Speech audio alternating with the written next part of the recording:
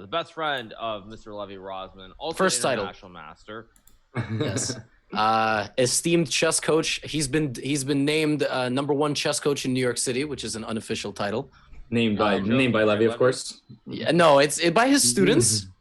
Oh! I thought you were talking about some weird like No, plaque or something. No, he works Monday through Sunday teaching chess. By night, he's a professional sports analyst and engages in like different statistical regression models of player performances and sports. Is like busy man. I got to tell you, getting him to do this match it's a huge honor to do this commentary. So. And the format is 30 minutes of 3+1, 3+0, and then 30 minutes of 1+1 and 1+0, and we just play chess and have fun.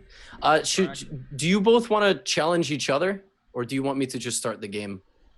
We can challenge. I think we can. Yeah, either way is fine. Would you like to do the honors, Alexandra? What is your nickname? It's my name. It's Alex Ostrovskiy. So together. Yeah. Okay, I'll try. Keeping it simple. You guys can go ahead and then just obviously Alexandra already did this. Alex, you could just leave computer audio. It's probably the easiest way to do it. You mean Zoom? like mute myself? Oh, leave the audio? Oh, yeah. Yeah, and then you could just rejoin it. Well, I was just gonna take off my my headphones. But how do I get rid of this? Okay.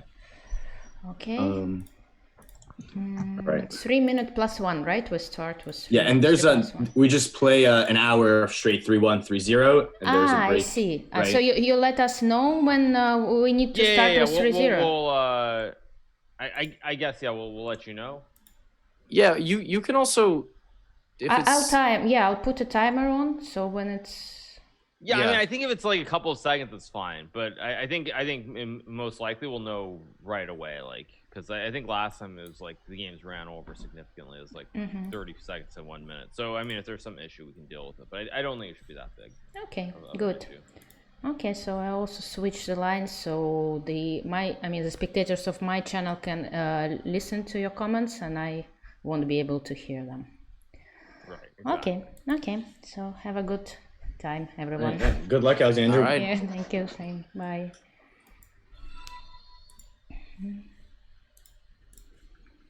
Okay, so we're about to start. They've officially left. I am following them both.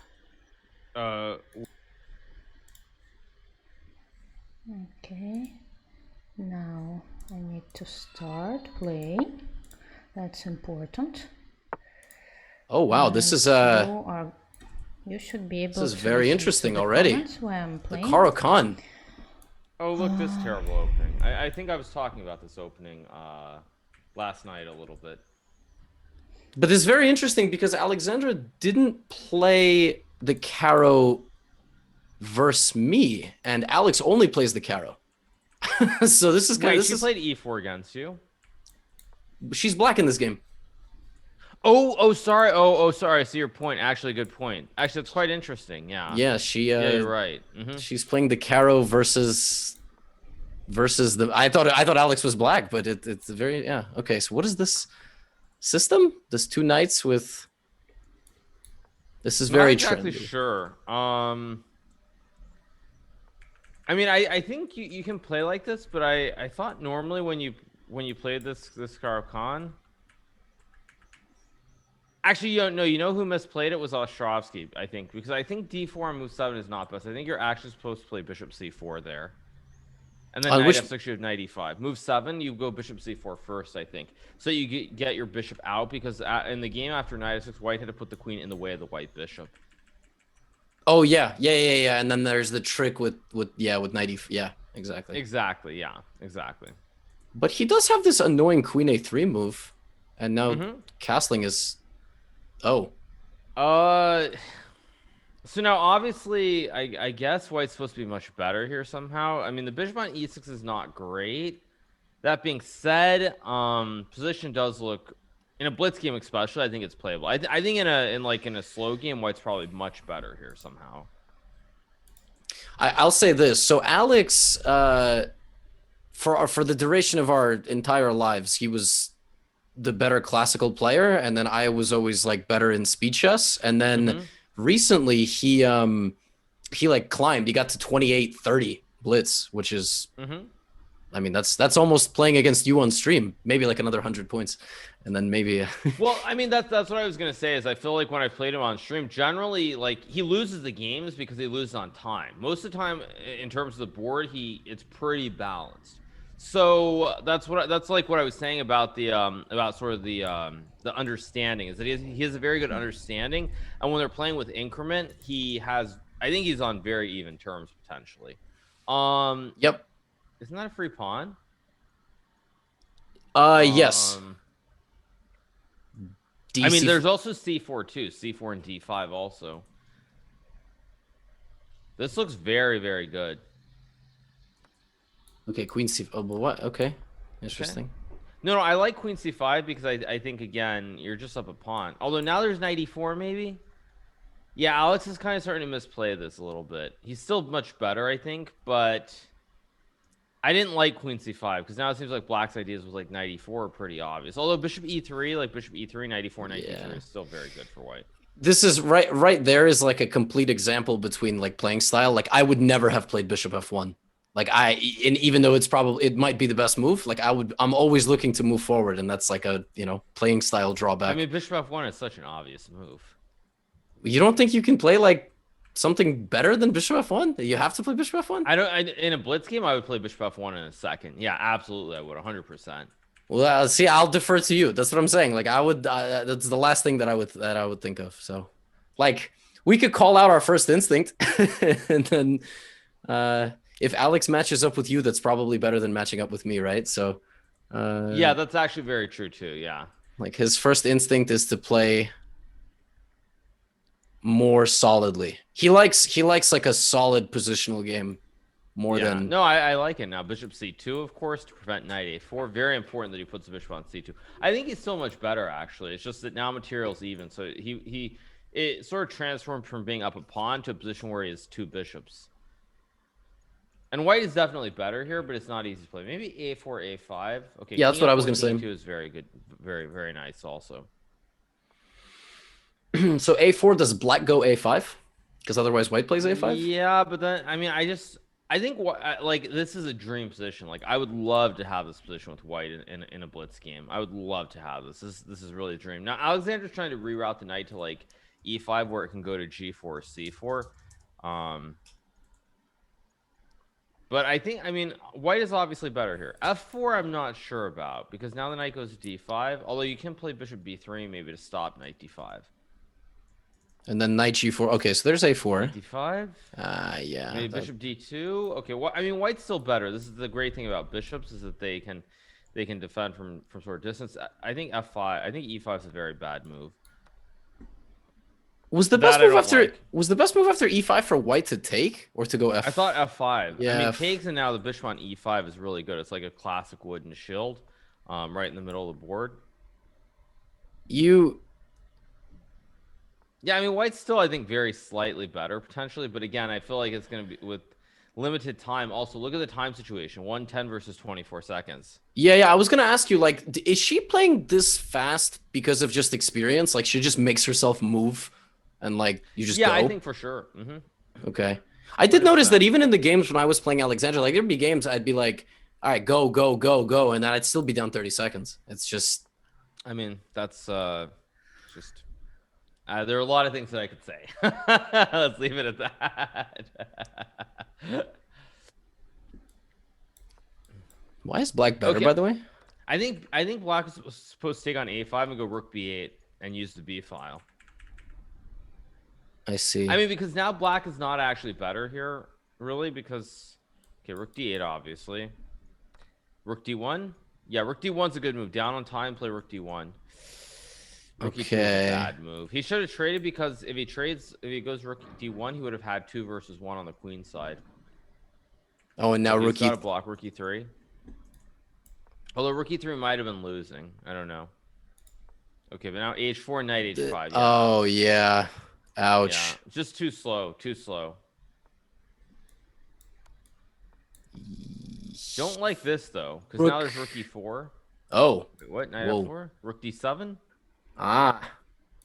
Looking for tricks. Oh, but she gets the second pawn with check, and can Yeah, you but just still the king F5? is... F5. F5 is a nice move. Yeah. Yeah, F5 and now it's just lost, right? Because you have 3 connected over here.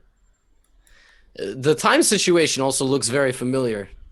Yeah, it does, exactly. Yeah. Yeah, I was gonna say that the time situation is identical. I mean, Yeah. where he went wrong though was he didn't play. He didn't play. He kind of. I don't know what the right way of putting it is. I think it's more that it was because it was it was a blitz game. That's really what cost him in this game. Also, we're gonna have another Karo Khan. Are we gonna have a Karo Khan theme match? I hope not. But I don't think so. I don't think so. Let me just update my But score. she's playing this line again. By the way, just to show you guys that I'm not biased, just for right now. Well, just for Hey, right now. this is what I did against her, and I got decent positions. This line is pretty nice. I like this line, but it's obviously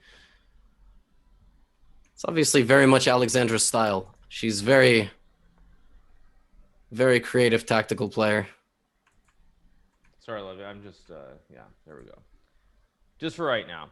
Anyway, I'm not sure you're aware of this. I had some fun at your expense. The other Did you put the 0 on Alex's neck?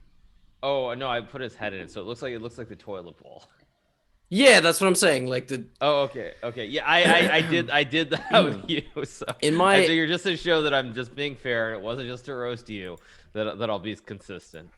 Well, Alexandra won the first game of both matches, so if Alexandra had lost, would you have put it on her, or do you respect her more as like a former world champion and grandmaster? And well, I mean, I guess the thing is, she's gonna win a game pretty soon. I mean, Alex could lose like 4 or 5 to start. Yeah, my biggest regret in that match was not winning game 2 when I was up a full piece and just having a meltdown. That probably would have been different. But game 2, I don't actually remember. It was a Dutch. I won a piece, like I won the middle game, and then I just got low on time and lost everything. Oh yes, it was that one. Yes, exactly. That's true. Yeah. So by the way, there's this is what this is this turned into an Alpine Sicilian kind of, right?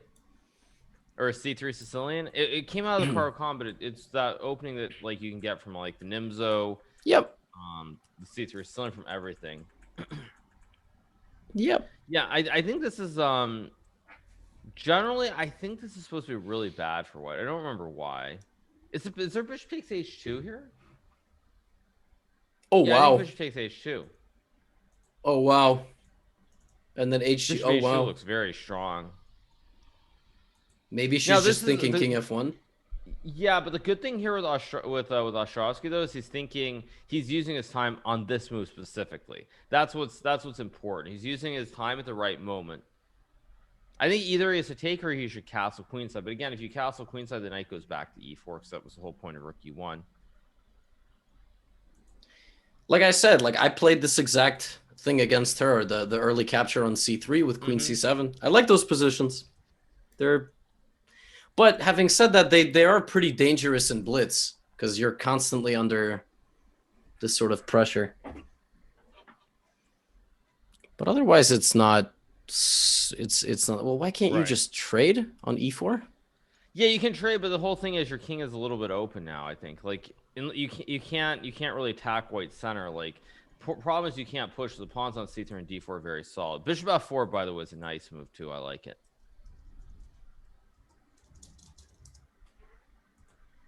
Yeah, bishop f4 is. I think it's common. It's pretty common in these positions. No, I remember doing the exact same thing in one of the last bullet games. Right, exactly, yeah. By the way, for those of you who are saying that I sound different, I'm fine. I literally woke up like 5 minutes before I booted up the stream, did my best XQC impression, so that's why I'm a little bit slow this morning. Yeah, it's rough. I did the same this morning. Your first hour is just sitting there and. Yeah. So, oh, by the way, I don't like knight f6 at all because GF is good with rook g8 here. I mean, I don't know why, but I feel like black should be doing well. Somehow they're, yeah, because see now in this position without queen's levy, black can move the king, go rook c8 and rook d8, and you can put a lot of pressure on the central pawns. Ooh, I really don't like fg3, by the way. That's an inspired move. No, That's but it's definitely an that's just a inspired bad move. I think that's just a bad move. I understand why she tried to do it, but by taking with the f pawn, first of all, you violate the rule by capturing away from the center. But secondly, the h6 pawn is safe. Like if you play h3, f3, king f2, you can go rook h1 and put pressure on the pawn on h6. And now you really can, if black goes h5, you can never even put pressure on these pawns. So I don't actually like fg3 at all here. Now she might get away with it because there might be some rook f4, rook h4, bishop e2 or something, but I don't like it. But again, look at the time, Levy. Look at the time. I know. I mean, 30 seconds is manageable, but you know, soon it will be 10 because she's just so quick. Exactly. Yeah, because rook h4 is coming here too. He's got to go rook c7, rook c8. Only chance. Got to double. I think he's gonna. Oh, yeah. b4, a5, b4 or something. Yeah, is he gonna go a5 here? A5 is the only move. Just play a5. All in. No. Although actually, rook h5, b4, c, b4 is his idea, and then rook d4. With rook d2 coming. Okay, a5. Yeah, but that doesn't stop the queen side, right? Yeah, a3 was a bad move by Kosteniuk because it gave Alex an instant move. Like a5 was an instant move that he could play. So a3 I think was actually a mistake. I think he should have used time before playing a3. Whoa, that seems a bit. ED5 and d4.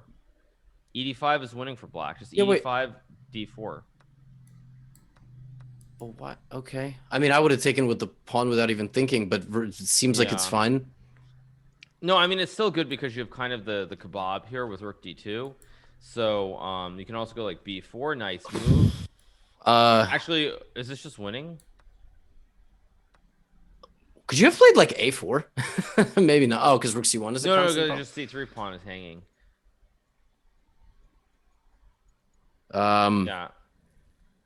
Yeah, but I mean that he got the kebab with rook d2, which was really, really strong because the king is on the back ring. Rook c3, I think is cleanest. Yeah, but see now there's rook b5 and there's rook he blundered. He's gonna lose now, I think. King d8, e7. He blundered. King d8, you got to move. Yeah, but he has king e7 and rook d1. Yeah, but he's gonna be lucky if he can draw this. Yeah. I mean, this is a draw, by the way, to be clear. It's still a clean draw. But yeah, he got to know your rook and pawn endgames here. But if Alex draws this, I will be very impressed. Like, I will be extremely impressed. What is White's best way to try to win this? Is it bring the king up the h file somehow? I think with the pawn on f7, it's actually a lot harder. If the pawn was on f6 or f5, there'd be a more thematic move. Okay, g4. You got to wait on no. I think you're losing. You're losing because now king h. What is this technique? What is this technique? Oh man, feels like I'm watching myself play. You know, I was hoping this wouldn't happen. Yeah, just g6. Yeah, just hg. Yeah. Just oh no. g7. You put the king on g8 and you create the bridge, of course. Yeah. Yes, the bridge. Yes. Come back, check, and then once the king's cut off by one more file, just cut it off one more file, and now you build a bridge. Yep, and rook g4 as I showed to Bjergsen. Yep, you just build a bridge, zigzag, and then block with the rook. King f6. Ziggy, rook e5, or not rook e5 because the king's on d6. Okay, this also works. Rook d5, come up one and build the bridge. Yeah, he threw in the one. He threw in the one defensive trick. Well, it's starting exact. Oh, e4, e5. See, like I said, she's not gonna. I don't think she's gonna. Oh, interesting, Petrov. Well, I don't know. Interesting or not interesting. I mean, I think actually this is the other thing that I would say shows the difference is that even if Alexandra doesn't necessarily play these specific openings all the time, she has much more variety in terms of like in terms of all of her openings. Or 1 second, something off on the board? The board looks good to me. 1 second, let me adjust my board. I think it's good, but she does play Petrov. It's one of her. She plays like obviously e5 I think Petrov is her second weapon. And this is Yeah. This is world championship preparation. No, C5. This is the Fabiano Magnus. Yeah, this has been played B5. I don't know, but as I was saying, like this is the thing that you see is like you see like just the broad repertoire she has, and that's really the difference. Is you'll notice players as they're stronger, they're capable of playing all kinds of openings, in a different kind of way. They don't have like one or two set openings. They can really just be very broad and play across the spectrum. Yeah, this is what Fabiano did against or what Duda did against the Fabiano, but Duda didn't play. Did Duda play B5? Well, Fabiano played Rook G1, but it's like the kind of idea, like you attack on the queen side, right? And then it's yeah. And by the way, I hate this position for white. Like I think this is really bad because you're never getting a kingside attack here, and black can go Rook B8 and Bishop E6, and it looks very dangerous. Wow, Bishop B7. I was thinking, yeah, Bishop E6. But although Bishop E6 allows Knight G5 to be fair, and then some kind of fish hook with H4 after H6, and there are a lot of threats. But yeah, objectively this should be bad. The thing is, it's not easy for black. Black would love to get a bishop to F6 and play on the diagonal, but black can't really do that yet. Not gonna lie, the stream is very predictable. Well, you guys, I mean, Ostrovskiy is a slight underdog in this match, so. You know that does happen in chess, but I would also add the rating differentials. How big is the rating differential? So roughly 200 points in classical. No, Alex is like 2430. I don't know. I think Alexandra's like 2490. Well, I mean, yeah, but she's underrated, obviously. I mean, her rating, I would say fair value should be about. I would say about 25-20. That seems about fair value to me. Yeah, then it's like 100. But I think at his peak, Alex was like 2470, 2475. Oh wow, okay. He was 2475. Yeah, he was very highly rated. Yep. But why is his rating lower? It's not like he got old. He had a good run and then he had a couple bad runs. So okay, we did a calculation once of how many games Alex has lost or drawn from a winning position because of time trouble over the board. It's about 70 rating points. Wow, So that's crazy. That's actually pretty insane. That's crazy. Like games that he was like completely winning, like should have won that he didn't win. Yeah, it's like 70 points. So wow, that's nuts. So that's just completely nuts. Very bad habit. See, I'm lucky. I don't even get to that point. I just like I would hate that, man. I would hate it because he's obviously good enough to be a GM. He just gets into low time and throws it away. Like right, agreed. Yeah, no, I would agree. I mean, I think that's the difference. Is like when and again, now I know my chat's gonna go completely insane. But I think that's the difference between you and him. I feel like in your case, to get to GM, you would have to like work. Not is there a blunder Queen E6 and Knight H6? By the way, I just noticed. Oh, that's just trade the juicers and take H6. Yeah. Just trade, Alex. Hello. Yep, Knight H6. Yeah, he found it. No, and he should be winning here because the pawn structure is blockaded. So black has a passed pawn, but it's blockaded, so it should actually be winning, especially with a 3v1 on the king side. But what I was gonna say is, so like in the case of Ostrovskiy, I kind of feel like for him, he just needs to like work on a few minor things, and he could get there if he works on a couple of little minor things. Bishop b6 and b4 look strong, by the way, to undermine the pawn chain. But if he works just a little bit, I think he could get there. Whereas I feel like for you, you would have to like work nonstop. Like there are a lot of things that you would need to work on, unlike say in Alex's case, where I think it's just more or less time management. Yeah, I tend to agree. I mean, to get to IM, I had to work quite a bit. Ooh, but he blundered bishop c. Oh, I'm not sure if he's winning anymore. He blundered bishop c1, and now there's going to be a big blockade.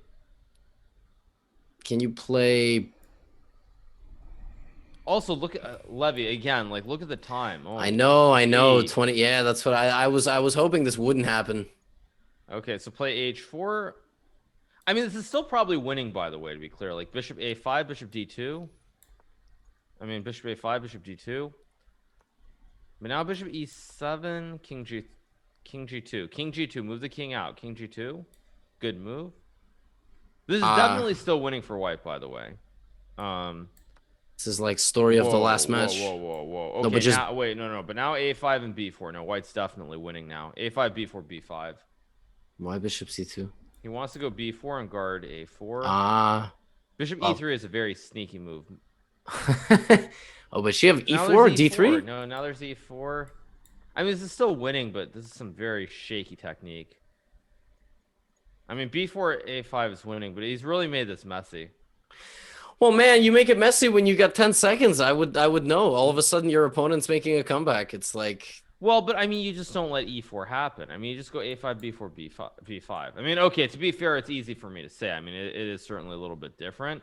But again, it's like, I don't know. Why did the eval dip there? Was he supposed to go a5 then b5 or something? That was so strange because now she can blockade on c6. Oh my god, what is bishop a2?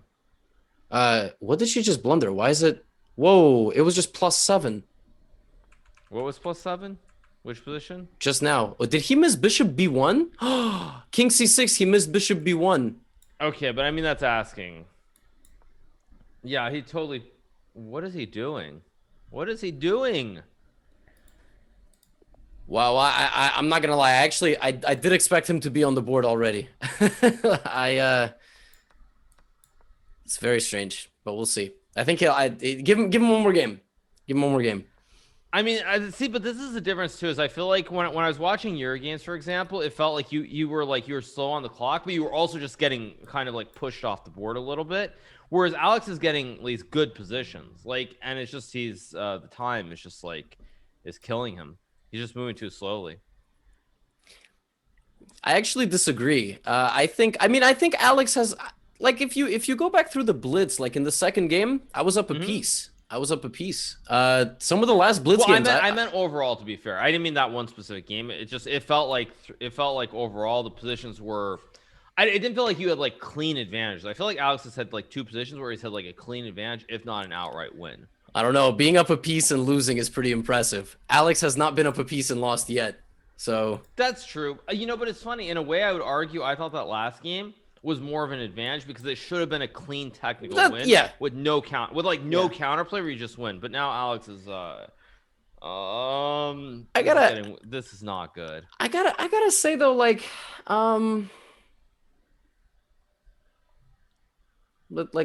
grandmasters have this ability. Y'all got this ability. I don't know if you guys took a class in this or something. You guys are really good at saving end games or even winning them, like she just did. Like she just created practical chances in an end game she had like no business, winning. Like, and she won. Like she won it. Like she. Yeah. So I don't know how you guys get so good at that, but I feel like yeah, go ahead. If it was reversed, she would have won that game no problem with white. Like. You're actually that's you're right. That's actually a very good point. You're right. If the roles were reversed, you would have just won that game very cleanly. Yeah, I think, what is it? I mean, I think somehow it's just like, I don't know if it's nerves, but you don't get flustered either, I would say, in a way. It's just like you just I don't know, you keep going. Yeah, that's what I'm saying. Like you guys just you never give up on the game, or something. I don't know. It's like well, this position, at least specific. Yeah, I don't know. She just has a style. It's like so. She has a very belligerent style. Let's put it this way. She's just very. Well, she's a very sharp, tactile, and aggressive player for sure. I mean, that goes without saying, obviously. Which is why I said this. What I was saying before is that I think her style for Blitz is really, really good, and that's why she has she has won games. Like she's beaten Magnus in Blitz, she's beaten Anand in Blitz.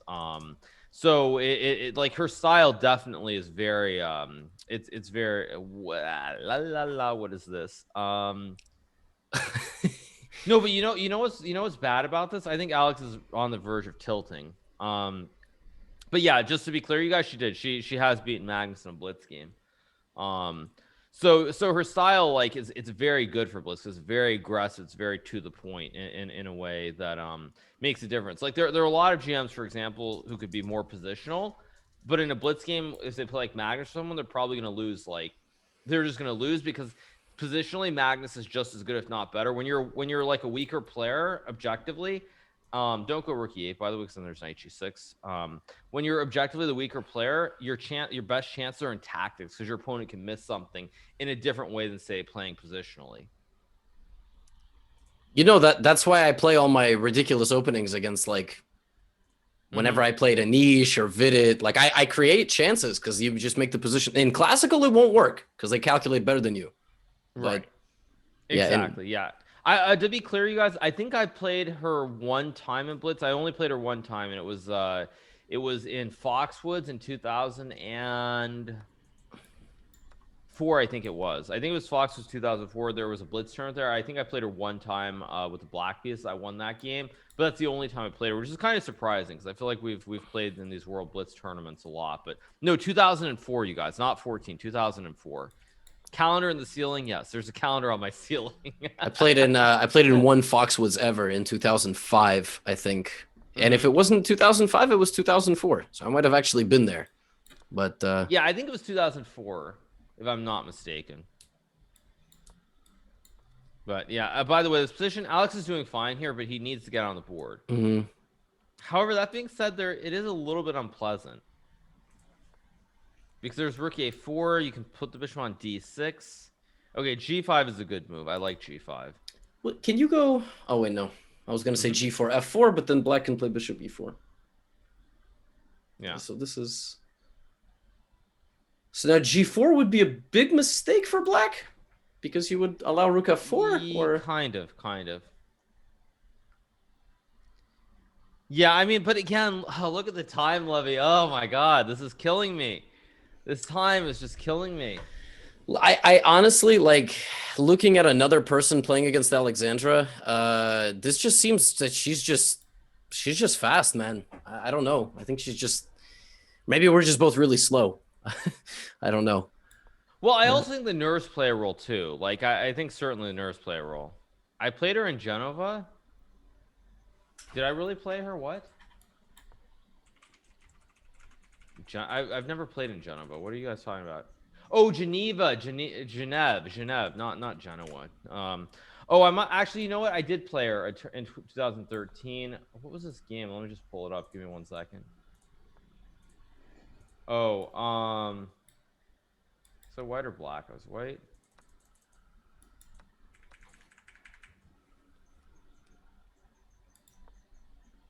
Yeah, so I guess I played her in 2013 in a tournament in Genève, which I had forgotten about with the white piece, which I won. But the game I was thinking about was 2004. You played in Blitz Rapid? It was Blitz, yeah. Or actually, it wasn't. No, it might have been Rapid, but I think it was Blitz. That might have been Rapid, actually, as a matter of fact. But anyway, yeah. So what's going on here? Alex is up a pawn. He's winning, but he has 12 seconds. Okay, d4. Yes. Okay, he's got just, again, push the pass pawn. When you have a pass pawn, you got to push it. Okay, king f5 is fine. Also, by the way, this is a great endgame because it's opposite color bishop. So the practical chance for white here are very limited. Like rook c4, rook c2, and d3. Alex is going to win here. d3, push the pass pawn. Or actually, rook c3 is good too. Rook f3, rook f2. Alex. Just intently staring at the screen. Okay, now this is the first time she's been below 20 seconds. Yeah. Rook g2. Not rook h2. No! Oh my God, there's g4. Oh my God. Yeah. Wow. I think that's the end. I think they have to play 3-0 now. Now I think we're That is switching so to bad. 3-0. That was so bad. Just a second. That was so bad. Yeah. I think they will rejoin, or I don't know if they're just going to go straight to the 3-0, but Rate the time down. give them a second. Yeah. Okay, let's get rolling. Oh, she sent him, I guess, a 3-minute challenge. Mm-hmm. Oh, wait, no. Yeah, this is 3-0. This is 3-0. Oh, they're playing 3-0. Okay. For the first few moves, there was some bonus time added. I was very confused. Oh, it might have been just a lag. Yep. I made a joke before the match started, man. If this wasn't a good matchup, I'd have to call some. I mean, I could get Lucy to play Alexandra, but it's not. It's not going to improve the score. All right. Yeah, this is. I mean, it's pretty rough. Pretty rough so far. Okay, so I guess bishop h4 here. What were you trying to say, Levy? Is there a way white can? No fish hook is going to work here, huh? Knight d4. This is some very professional stuff. c6, b5 is going to happen. Yeah, I mean, I've never really liked these bishop d6 lines. They are playable, but from the black side, I've never really understood the purpose behind them. So yeah, no, it's yeah,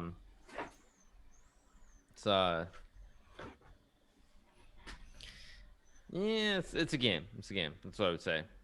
3-0 would be fun. I think it would solve. And 3-0, you got no choice. You move, and then right. I feel like you go rook d1, rook e1, and just play. You can't. In 3-1, there's still a safety net for making very bad moves, because if you get a completely winning position, then you can at least you have the bonus time to not flag, but you can dirty flag in 3-0. So, what is White's plan here, to push the f pawn? Is that, or is it? Is there 94 here? Okay, she doesn't do it. Wow. So yeah, I think you want to push the f pawn, but the king is pinned on. The king is pinned. Yeah, rook b1 looks fine. Yeah, I think king h1 and f4 maybe. Pretty balanced position though, I would say overall. I like knight h7. Very good technical move. Now she can put the knight on g6 maybe. Or maybe just rook f8, rook f6. Although white has queen g4 at some moment too. Is bishop g5 bishop? Oh. Wow. Okay, that's either really bad for her or I'm smart. It's a great move. It's a great move because it stops f4 and you can put the bishop on f4 and just go rook f7, rook f8. It's a great move. It's a great move. Look at that. Yeah, I mean, this is just a difference in the understanding. This, like, bishop g5, bishop f4, that's just her understanding of the structure, where the pawns are, what white is playing for. This is very, very good understanding. And by extension, me as well. So I'll take that compliment in stride. Thank you. I appreciate it. Now she's just going to... by the way, it's very interesting she took with the pawn and not the rook. I feel like a lot of people would have thought the rook there to keep the pressure. But... I mean, yeah, it's pretty ugly. No, I think with the pawn was 100% correct, by the way. Queen b3. Oh, my God. Queen b3 is a nasty move. Yeah, I mean, knight h5. Oh, yeah. Although, if Alex can get queen d2 and d4 in, he has some play. Wow. You know, it's kind of funny. This is really good for black, but black doesn't have a clear-cut idea necessarily. Like, because the g5, h5 is probably doesn't quite work, because white can put a knight on f2 to stop it. And white can also play in the center, and black can't really break in the center with d5. Yeah, now white can play knight f2, knight h1. Yeah, I actually I know black should still be better, but from a practical standpoint, after knight f2 and rook d1, I think it's easier for white to play here with rook d1. Somehow, because the knight on g3 is just like, it's a cute looking pony, but it doesn't actually do anything. Like, it has no squares to go to. You can just play like rook d2 and double stack the rooks, and it's yeah, just rook d2, rook d1. Okay, queen d3 also good. Yeah, this pony's just no good. Now you go like queen d6, I think. There's no knight e2 because you just... Or wait, you have to be careful here. Do you maybe go king h2? Be a little bit careful here. You can't... Well, if the queen was on g5, there would be some queen g3 or something, but at least right. Right, I like king h2. Because now knight f... They're no good... Knight e2, you play rook e2. Oh, wait, no, knight e2, you can also go knight g4, maybe. I mean, I feel like there should be some... Is it knight f5, maybe? Knight f5, knight g4, knight e3? Oh, yeah, knight f5? Oh, you're saying knight jumps out. Knight g4, yeah, it's still complicated, though. There's still knight g4. Yeah. Knight h4? I feel bad. Yeah, I'm this trying to is beat tricky. my boy here, but But what, queen c4? thing is, This is it's hard also to not play. 3-1. Like, you just got to move. Like, aren't you going to win on time here if you play fast enough? Yeah. This is a problem.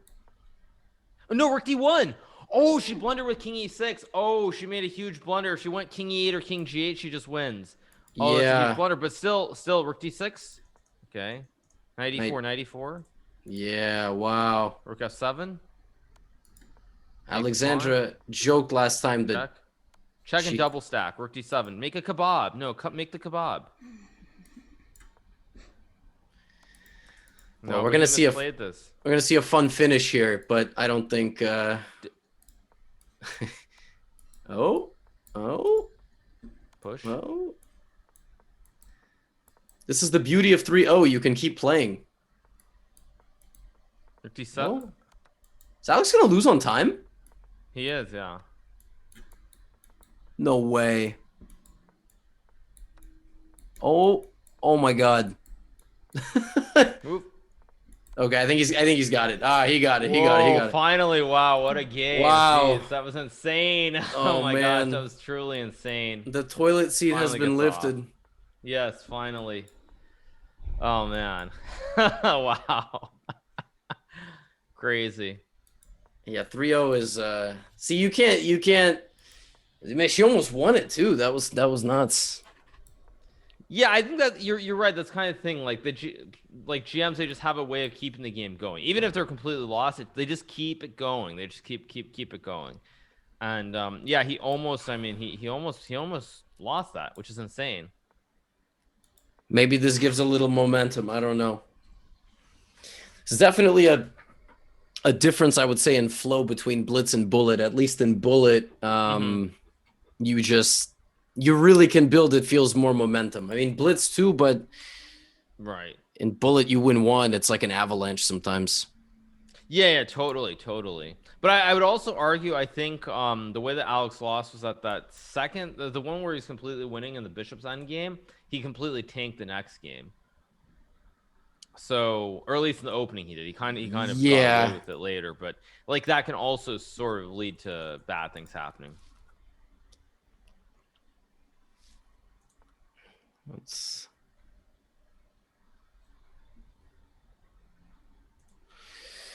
Okay, this doesn't look. Yeah, this looks very gross. This bishop on g7 is very sad. It's behind a bunch of pawns. It's a very sad bishop on g7. I mean, white is definitely winning what's correct. Like h4, g5, h5. The other problem is white's moves are also easier, I think, here. Like just h5, g5 is coming next move. Oh, knight b4 is kind of interesting. How do you guard c2? It's a good move. It's a good move. I like it. I think what about just a3? Whoa. Okay, I mean, so Alexandra, I think her attitude is like, I'm just going to go in all in the attack. I'm not going to worry about the queen side. I'm going to trust that I have enough here. There's no way she's calculated this through, but she's assuming that she'll have some kind of attack here rather than spending a lot of time thinking. I think it's a good idea. I think it's a good idea. So I guess queen d3, knight e3. You have to go knight e3. However, after takes, what's your move?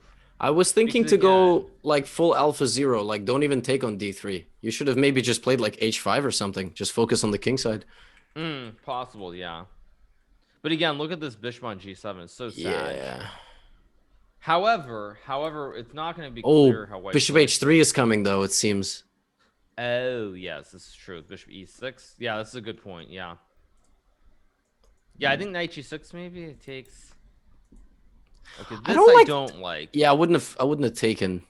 I don't know what I would have played, but I might have played something worse than this, but I don't like taking. Also, look at the time. Now Alexandra's down like 30 seconds plus here. Yeah, you have to trade rooks for sure. And if you just take the juicer, I think you just take the juicer. You have no fear. You just take the juicer.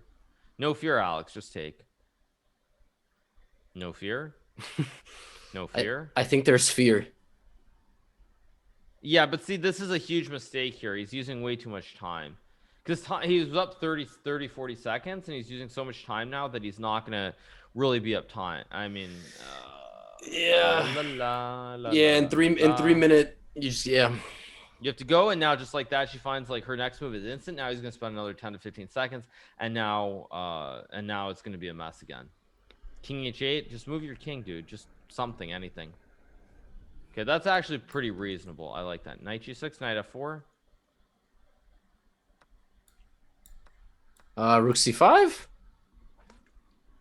Bishop h6, maybe. Actually, bishop h6 and king g7, and I don't know. Maybe someone gets mated. Yeah, I like bishop h6 here. Okay, rook d8 is not a terrible move either. Rook d2, king f1. I mean, this should be a draw with correct play still, but it's not going to be easy for either side to play. Like a3, maybe just a3 takes rook a2. I think Alex should make a draw. This should be a draw with correct move, or with correct play. Rook c2 is a very strange move. Yeah, but now bishop h6. Okay, I don't. What is a3? I thought he was going to play a3 last move. Also, right, she should have done it one move before. Now she's bishop h6 or bishop f8. Bishop f8, yeah. It's gonna be a draw. Bishop f8. Rook a3. She gonna flag him? No way, right? Or maybe it's gonna be a draw. Probably king g7. Yeah, because the white king is actually weaker than the black king objectively. Yeah, I mean this will be a draw, or it should be a draw. Yeah. I mean, yeah, should be a draw. All right, takes 5 games or 6 games, but we get our first. It's funny, like the game that Alexandra and I, it was the only draw of the entire match. We played till king versus king, and we both had our most accurate game of the match. It was in the bullet, so I was happy with that. Of course, the only problem is now since I'm putting the score, it messes it up. This line, a3 knight c3 d3, in the Spanish. Very solid line. This is called the Martinez variation. Named after which Martinez? I don't know. Actually. Wait, was there a famous Martinez chess player? I don't know, maybe. I mean, I know Pedro Martinez. That's a baseball player, so. Oh, is Jospin his last name is Jose Martinez or something? It's not named after him, obviously. But yeah. I think Jospin actually I think it's like Alcantara Martinez or something like that. So actually, he does have that. Yeah. Oh yeah, I think it's Jose Alcantara. Yeah, it's Jose Eduardo Martinez Alcantara. I think that's his full name. I think, or maybe it's Alcantara. I don't know. But well, there's a big competition going on a side event here. There's 2 people playing Guess the Move on this match. Their usernames are Death to Cucumbers and The Big Swingle. And Death to Cucumbers rated 551 is currently in the lead. Big Swingle rated 589 is slightly behind. But that is so shout out to Death to Cucumbers. Death to Cucumbers? No, but cucumbers are great. Yeah. I made myself a salad last night. I bought some cucumbers from Trader Joe's. So cucumbers are great. Trader Joe's is great. Trader Joe's is amazing. Yeah. I used to go there as a kid and get brownie cookies and balloon animals. They would give balloon animals. Also, their liquor, they're like their alcohol. Is the one near you? Oh, I don't know if that's like a. Okay, I won't ask. But the one in Union Square has also like a alcohol extension. $3 wine that's very tasty. All Trader Joe's have alcohol in them. I don't really. All do now. I mean, the ones that I've been to in California, all of them do. Yeah. I didn't know that. I thought you had to get like a special license. Not in Colorado. Oh, maybe. Well, no one drinks in Colorado. Everybody smokes. Isn't it one of the 3 states where it's legal, like to just use it? Yeah. All right. So as where were we? I forgot. By the way, Alex is a great position in this game too. Doesn't this look like a really dreadful Najdorf? It kind of, yeah. I mean, the knight on c6 isn't great. The queen on e8 is not great. The rook on c6 isn't great. Yeah, this looks like you're right. Close to Najdorf. Yeah. Knight h2. Okay, this is a big idea. Mm-hmm. Agreed. Yeah, Is maybe he- like I don't even know what Alexandra's supposed to do here. The position is really, really unpleasant with this backwards one. Knight a5 I do like, though. Idea to go knight c4 and use the knight to defend your center, but also put pressure on the bishop and the pawn. Bishop b6 is coming now or something. Yeah, I mean, I think there are many ways to be winning here for white, but I like how Ostrovskiy's just sort of playing logical, not developing, but sort of logical moves, rerouting the knight and positioning it on a better square here. Yeah, this looks B. Would you go b4 here? It's a move. Yeah, I mean, I think it's a reasonable move here. Knight g3 though is very thematic and to the point. Knight d. Wow, this is yeah, her. I mean, but it's so bad that I understand. And she's doing it in a spot where there still is enough time that if Alex blunders, she'll have a chance to get back in the game. Mm-hmm. So I like the idea. I think it makes a lot of sense to just go for it with knight d4 when there still are like 50 seconds on the clock before she has to think in a position where bad things can happen. Yeah, Alex, like I wouldn't even in a 3-minute game. You don't need to calculate here. Can't you just play like g3, king g2, rook e1, just very solid like? Yeah, especially with a knight versus a bishop situation. Like rook c7 here, I would just play in like 2 seconds. Okay, rook c2 is also quite good. Very very like sort of like, again, trying to be thematic and play obvious moves. Like knight f5, good move. G3, I guess. But again, this bishop's getting to e5 and he doesn't have instant moves. Maybe rook c6. Okay. yeah, just improve the position, but it's like too close on time. Like her chances of flagging are just way too high now. Yeah, f4 wins. f4. Oh F4, yeah, you F4. have to play f4. Yeah. Bishop a1. Yes. Take on d6, just knight d6 and e5. Or this is good too. Okay, rook c7. Yep. Yeah. Don't knight h6. Oh, knight e7 is really nice too, though. Oh, but she finds rook d8. You got to move, Alex. You can't be thinking here. Oh my god, I would have never traded queens there, but yeah, I wouldn't have done that either. But he is winning pretty. Knight h4, f5. h5. I was thinking some. Knight f5 was good. Okay, he's misplaying this. Yeah, Oh my he gosh. threw this game. He's gonna lose this game. He threw this. Knight. He just threw this. Way too slow. Just threw this. E7. Oh, rookie. Oh, there was rookie 6. Oh, but he can pre-move it. He can. Take. Oh! Oh my god! Oh my god! What? How brutal! Oh my god! How brutal! Ah, boy. By the way, I Queen G6 was a correct pre-move as Yeah, well. That's yeah. why you should have played it, because Queen G6 led to a forced mate with takes rook D8 rook H8. It was a forced mate in 3, even if rook G6 isn't the move. Yep. I was actually about to say that. I was like, you should have pre-moved Queen G6 because then you can at least pre-move FG6, rook D8, rook H8. And Exactly. Yeah.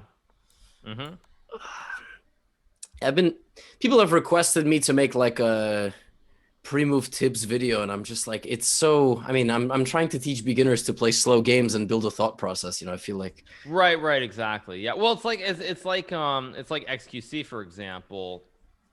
When he was trying to do like the ladder check with the 2 queens, just make the pre-moves because he didn't have a lot of time, and he made the stalemate. Like sometimes it's good to do that, but sometimes it's also not good as well. By the way, Ostrovskiy's playing a line which objectively is pretty bad here. Okay, so h4 is fine. f6 I think is the move here if I remember correctly, and there's like knight g6, hg6. This whole bishop h5 line against Hikaru Khan has sort of fallen out of fashion and favor lately. Like I remember I had this position, I think it's like some queen d3, bishop d2. I think I had this against Grishchuk at the World Mind Games in China Beijing? in 20. Oh. It was the World Mind Games. I don't know if they have it anymore. In 20. I think it was 2013. 2013. It was 2013. Now I remember it. Yeah. There was one in Beijing, right? Also, was Beijing or is that a different one? There was might like have been. Yeah, there might have been. Yeah, it was the World Mind Games. It was in I think it was in I don't actually remember where it was. I don't remember. It was 2013. I only remember because like maybe I shouldn't share this, but the reason I remember it was 2013 is because I think it was 2013. Well, when was the candidates? Was the candidates 2013? It was, right? Yeah, I think so. Yeah, 2013. Or, no. Sorry, it was 2014. Okay, never mind. Right. So yeah. So in 2013, I mean, I shouldn't be saying this, but anyway, the reason I remember is because it was held right after the London Chess Classic, which was in London, and I remember like on the final night after the tournament, a bunch of us went out, and so like Levin and I, Levon and I, we were on the same flight, I think, to China, but we were both kind of like out of it the next day when we were flying. Between you and Levon, who's more likely to get recognized in an airport? In an airport, I mean, obviously me. But that being said, in his home country, Levon is literally a legend. Yeah. Okay. Yeah. I guess like the difference would be in the home country. Like if do you get to? I don't get recognized here. Come on, let's be serious. I mean, in California, is it because of the mask? US. Is it because you're in a mask? Again? Or is it because you're wearing a face mask for COVID? Like if you were. I mean, probably I'd get recognized more now, but honestly, let me. I'm not gonna actually look to see, but what is the third highest country of viewership right now on my channel? It's probably Germany. Tell me. It's probably Germany, right? Is it Germany? Okay, so the point that I was gonna make is that yes, exactly that. I feel like I've been recognized more in the German airports than anywhere else. It's India. Oh, it's not Germany. Usually it's Germany. Usually it's like Germany. But yeah, like in Germany, I swear, like almost every other time that I've flown through Frankfurt or Munich, someone has recognized me. And I don't know why that is, but like literally in Germany, I get recognized everywhere. Like every single time I fly through those airports, I get recognized. But in the US, I mean, it's happened occasionally at like Newark or somewhere, but not really. But yeah, the Germans love chess. They just love it. So yeah, I mean, I feel like I've gotten recognized more in Germany than even in the US. And I don't know if that's good or bad, but anyway, yeah. All right, Alexandra has slowly moved completely off the screen, so I had to crop her back. She's oh yeah, you're right. But she's actually doing very badly in this game. Like this is what I'm saying. Like Ostrovskiy, he's moving too slowly, but like he is getting good positions. Like he's getting winning positions pretty consistently, every other game or so. So this match, I think the score is not really reflective of what it should be. Knight d4 is winning here, by the way. Knight d5, queen endgame. Here we go. Which one? Do you have queen d4? It's probably the same, right? This is a fancy way to do it. King g8, king h7. Still not easy to win, but queen e4, d4, yeah. d4. Yeah. Oh, there's nothing. There's no check. d3? d3, yeah. d2. Queen d5 should be winning here, but queen c4 and queen c2. This is no, but there's still queen e8. King h6 maybe? Yeah, I like this. Queen d5 now must. She's gonna flag him again. What's he doing? What? Did he forget this is 3-0, not 3-1? He forgot this is 3-1. I think he just forgot this isn't 3-1. Yeah, he just forgot this isn't 3-1. Oh my god. He just forgot. I think he forgot and he thought it was still 3-1 when it's not. I mean, it's yeah. No, I mean he just forgot. He just forgot that it was 3-0 basically. It's just pacing. I think she's just. Grandmasters also have better facial expressions. You guys do this. What is this knight f6 move? I've never seen this before. The Rosalimo with knight f6.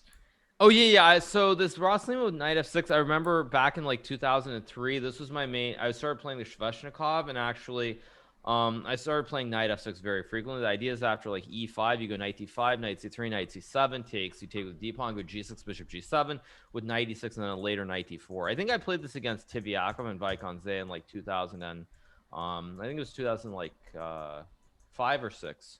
So anyway, whatever. Let's keep going. By the way, however, to go further back, Ostrovskiy blundered. Knight d4 is not the move. You have to go queen c7 because after knight g5, this is very good for white. And I remember I had this position in the Pan American Championship with under 20, which was held in Bolivia in La Paz in 2001. I had this game against this Brazilian guy who actually I became friends with on Facebook again recently.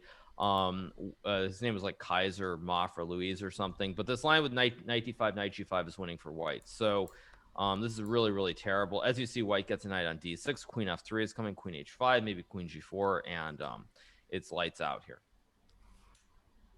So yeah, after knight g5, I mean, 20 years ago this was winning for white. So I doubt anything has changed since then. Yeah, that does not. This doesn't. He's got to win this game. Just go and win it, man. Like just d4, yeah. b3, bishop a3, something. Yeah, d4 is a move and f4 is a move, but you got to just go for it. D4 here.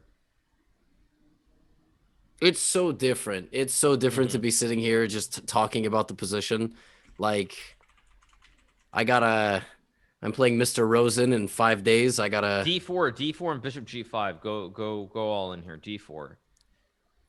Yeah, I mean, I would just go d4. It's yeah. She's gonna go h6, I think. Yeah, but d takes c. I mean, I actually kind of think she might have just resigned this, or you know what, she shouldn't though, because there's still 3 minutes left. So there's some gamesmanship here that that you don't want to resign, because you don't really want many more games necessarily. Right. Like either she's gonna resign here, or she's gonna be like, okay, there are 3 minutes, I can drag it out. But bishop g5 looks crushing. This also is crushing. Yeah, just ed6. Although now there's queen h4, and you can maybe try to keep the game alive. I mean, okay, g3 obviously, and then bishop g5 and bishop e7. Okay, a4 is probably fine too.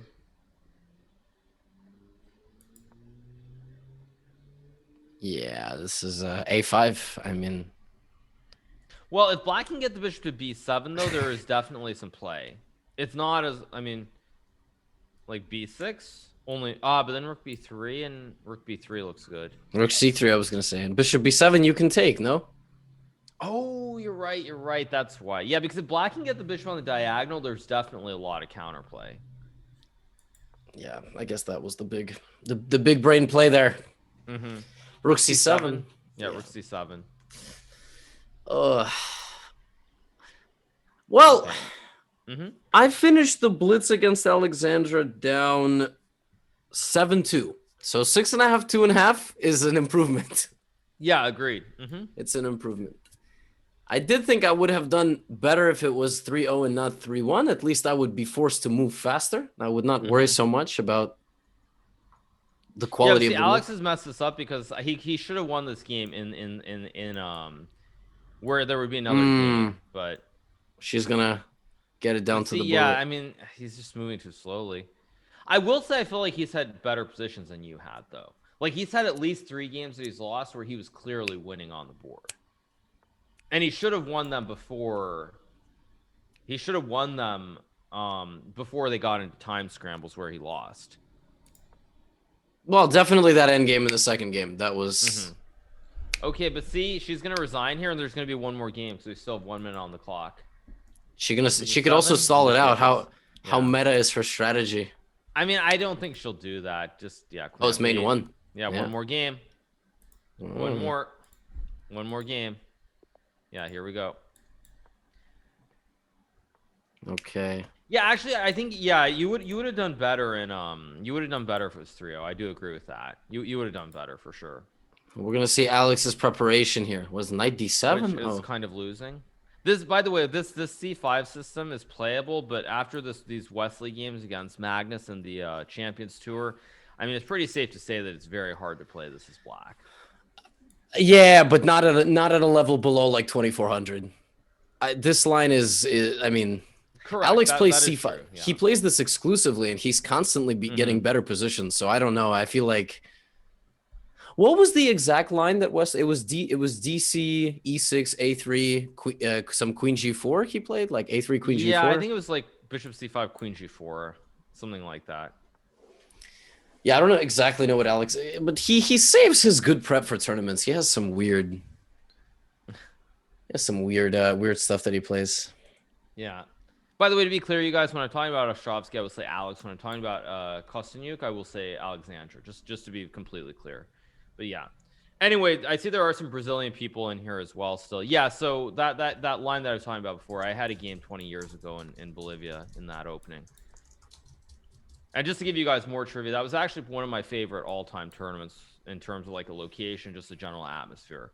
Was a tournament I played in Bolivia. What a weird position. Okay, just castles here. You got a castle, maybe put the knights. I mean, the problem is your pawns are so soft here in the center. Maybe you go knight e5, though. Maybe you just say throw all caution to the wind. Daniel would go knight e5. Naroditsky, he would play knight d5 in like 2 seconds against me. He'd be like, I don't care. Take the pawn. I'll go bishop e6 or bishop g4. I must have some tactics and I must be winning. He would totally he would play knight e5. He gets me in like 2 seconds, without a doubt, without any hesitation. We would go knight e5, and I think it's actually probably a pretty good move too. Yeah, there it is. Mm-hmm. So, whoa, second pawn. Yeah. Whoa. 96. Oh, he's finding his groove. You can take and skewer the queen. Oh, take on b5. Oh, bishop c4. Yeah. Oh. Just like queen c5, yeah. Yeah, but see, this is the thing. It's like when he gets the flow going, he's like he's got it going, just like Wesley Flow. So yeah, just rook c8 here. But why think? Like, Agreed. Yeah, just play rook c8 or take. Just decide and move. But yeah, rook c8's good. That was like 30 seconds spent on that move. I don't know, like the.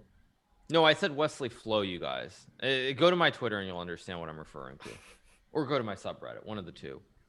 Yeah, definitely go to the subreddit. I feel like most people are already following on Twitter, so they have to. Yeah, and yeah, it's really difficult to listen to me tell somebody to play faster. I'm not saying like I would play faster. I'm just simply saying he should, and then when I get in that spot, I'll do my best, Chad. I'll try to play faster too. I'm gonna try to make a goal for myself, not to like get too low on time against Eric Rosen, but we'll see how that goes. So. But I mean, but honestly, in all seriousness, there's a big difference in terms of the level between Eric and Alexandra. Like, this is the kind of thing, Alexandra, even these games she's losing, she keeps them going longer. And also, I mean, I think her technique is very close to your technique in Blitz. I don't think Eric Rosen, I don't really think of him as being I don't see him as being somebody who plays a lot of Blitz and having that kind of understanding in the same kind of way. Was Queen H4 the winning move there? Queen H4? I thought rook e6 and knight e3 was a good move too, but knight h2 probably was winning also. Oh, Queen H4, there was Queen C4. Oops. Oops. Yeah. I'm looking forward. I'm definitely looking forward. Yeah, but that's what I would say is I think that you're that you should just, at least on paper and just in general, have better technique in Blitz. Whereas I feel like Alexandra, I think like her technique is I mean, I have nothing against you, but I mean her technique is probably better, but then also she can keep up on the clock mostly. So it's like it's just, I mean, she's just a better player than Eric Rosen, pretty much. It doesn't seem like a hot take. I think she yeah. I'll in 5-1 and 3-1, I'm my own worst enemy. Like I'm sitting there and I'm getting good positions, and then I just like I would rather have no increment and just 3 minutes, because then you just have to move, and it's your first instinct is the move you play. Like, right. I mean, by the way, look at this time. I mean, yeah, he has 9 seconds. Yeah, 9 seconds. I mean, come on. Yeah, 9 seconds. I mean, it's not good. Come on, dude. It's not good. This is painful. This is in some ways like this is like significantly more painful than watching your match, because like literally there's like no chance for him. Like there's just no chance. Like it's like it doesn't even matter if she blunders. There's just no chance. There's just no chance at all for him. Like it's like 0%. It's just so it's just harsh. I guess it's break time, yeah. So Yeah, I think it's break time. Yeah. okay. I believe it's gonna be a break, right?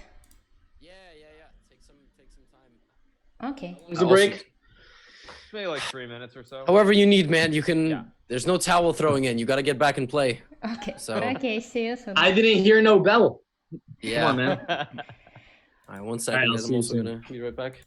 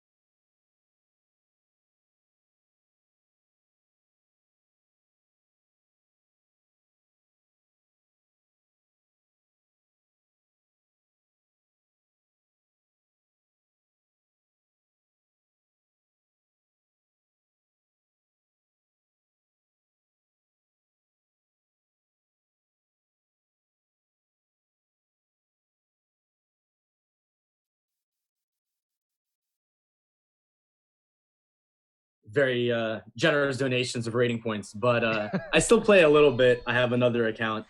I did play, Okay. last night to try to, get back into it. Okay. Yeah, I was just kind of curious in general whether you both play a lot or it's like just playing here and there. But I'm guessing, Alexander, you've played a lot of Blitz, right, throughout your career? Well, I mean, I play every week, like Title Tuesday and Arena King, so twice a week, we can say, and I mean, no bullet at all, so I'm always worried about this bullet portion, but I cannot say that I'm playing a lot, I mean, comparing to other players, but yes, I do play occasionally, yeah. Okay, great. All right, Well, so you I guys guess, are. yeah, you guys can take it away and start whenever you want. Okay, great. good. Okay. Good luck, guys. Put on a show. I want more checkmates from both parties, as many as last time in the bullet. Yeah, So for sure. They are coming.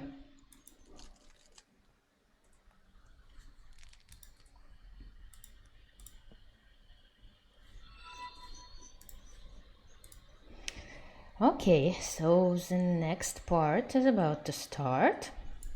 It's Alright. 30 minutes with 1 plus I 1. want you to obey my commands at all times. Fight hard, 30 fight minutes clean. plus one If you want to plus touch gloves, do it now. Mm-hmm. And here we go. Okay, we're ready. Also, yeah, guys, Here we go. Alexandra is streaming the match at ChessQueen. She does a lot of streams. She streams every title Tuesday. Mm-hmm. I think she's streaming like every single day, pretty much. So she's become something of a full-time streamer. Also, to be clear, she's been playing chess for a very long time. Like even you, Levy, would not know this, I'm guessing. But in the late 90s, in the early days of computers, there was basically this early version, kind of like, I mean, Puzzle Rush kind of, or just tactics and end games. Let me Google to get the exact name. But her father, who is I believe an engineer, he created this whole set of like puzzles and tactics for with this program that like I was using in the late 90s. I forget exactly what it's called, but there was basically a very early version of this that her father created because he was an engineer by trade. Wow. Yeah, I'm talking like 97, 98, like really old days. Yeah, I was 2. I wasn't even 2. I was 2 in December 1997. So yeah, I mean, I might actually ask her because I don't see I don't see it right off. But yeah, like there was some oh, by the way, her father also created this chess robot. I'm just gonna show this on my stream very briefly. So people who are wondering, I'm just gonna pop this up. Don't worry, just for 1 second. So you see there's this chess robot, just very briefly. I'll just play it for 5 seconds. Her father actually created this robot as well. So yeah, I'm just showing like 5 seconds. I'll stop and get back to the chess now. But just for 1 brief second, just thought I would show that. Yeah, her father, Constantine, he created that robot. So yeah. hey, man, you know, my dad was not an engineer, but he was he worked in statistics. You know, maybe if his name was Konstantin, then he maybe I would have been like world champion caliber, like 25. By the way, this is off to a very, very poor start. He's getting absolutely smashed. Yeah, it's not going well. Somebody in my chat just said your time, bro, and I don't think they realize that I'm not the one playing. I'm it's another another guy. But you know what's an insane thing?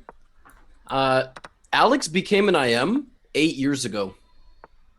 That's kind of crazy to think about sometimes. He's been an IM for a while, so he got to become GM, man. He's got to leave this scrub title for. But you know, I think it's like with titles, it's like everything in life. Like when it's meant to be, it happens. It's like with Hans, for example. Hans was knocking on the door to become a GM for so long. Like he came so close to getting norms in so many tournaments, and then it all happened right away. Like he just got all the norms immediately. And that's kind of the way that I feel with like norms. Is like you keep coming really, really close, but then once you're ready, it all just happens. By the way, she blundered knight d6. Now this should be a draw with correct play. This is a classic endgame between Piquet and Kasparov with the 4v3. And it should be a draw, but of course Kasparov famously lost this endgame. I remember this because this match was played, I think, like early 2000s. It was during the Amateur Team East, and they were like relaying it. It was on the internet, but they were relaying it during the Amateur Team, so a bunch of us were watching this game, and then Gary found a way to lose this end game with the 4v3. I'm assuming Gary had the 3. Yeah, and he lost it too, because again, Gary in many ways, it kind of like it's weird, but it's like it's reminiscent of Magnus in that Gary very rarely got bad positions. So in terms of defending, when he got bad positions, he was not as good of a defender as, like, say, Karpov, for example, who was a freaking boss. But like that's the same kind of thing with Magnus, where sometimes when he gets really good positions, or not really good positions, sometimes when he gets really bad positions, of course he very rarely does, he doesn't always defend as well from time to time. So it's just one of those things. I'm eating a delayed breakfast here. So I'm eating a delayed breakfast too, courtesy of nuts.com, by the way. Make sure to check out nuts.com. I'm eating some fig bars though right now. I'm not actually eating nuts at the moment. They haven't actually sponsored you. You just plug them out of the goodness of your heart.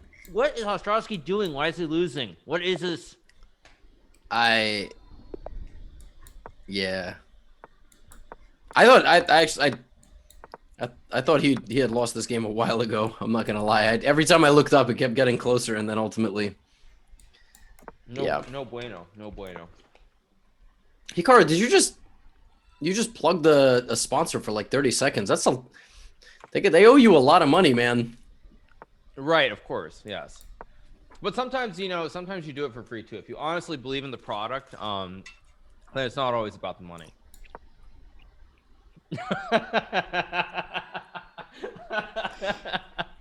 Okay, sorry.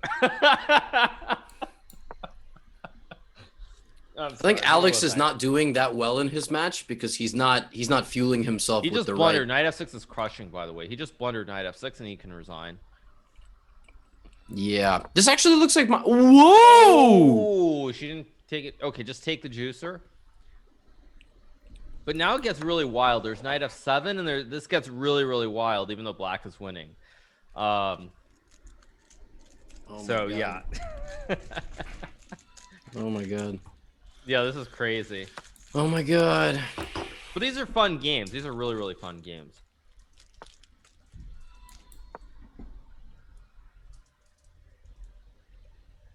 What's your favorite G Fuel flavor from the cans?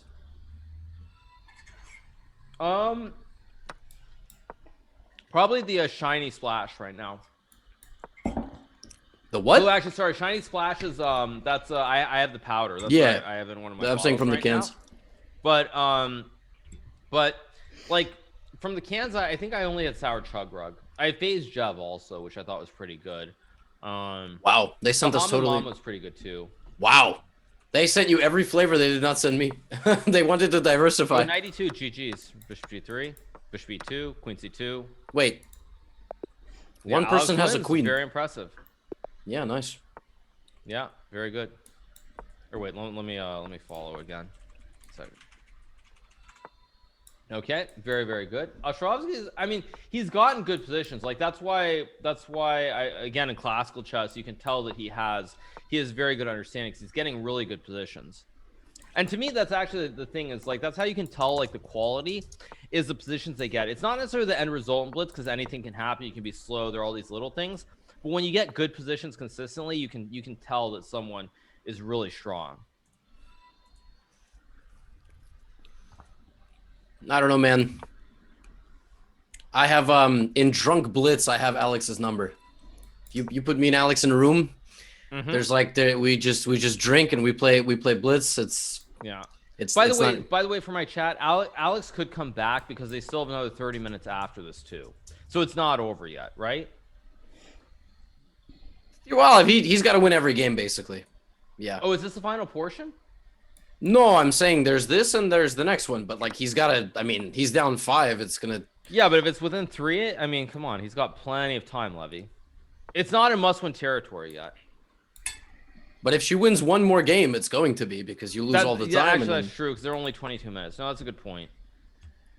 There's another. There's a match today. Shahade versus Kostya. So. Yeah, that's gonna be a fun match.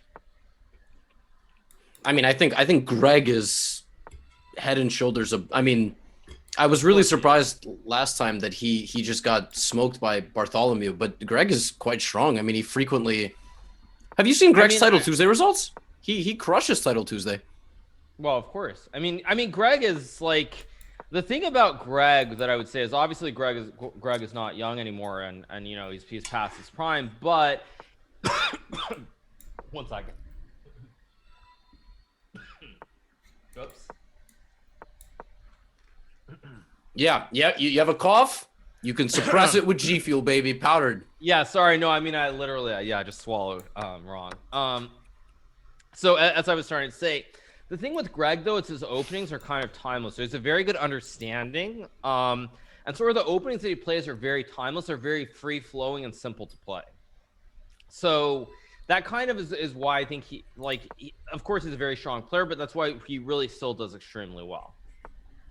Yeah, every Title Tuesday, that man will post a win over a top GM. Like it's absurd. I think he beat Caruana once. Yeah. In Title Tuesday. So.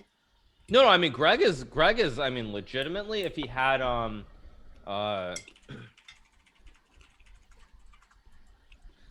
Greg legitimately, if he had stayed in, he would have become a GM for sure.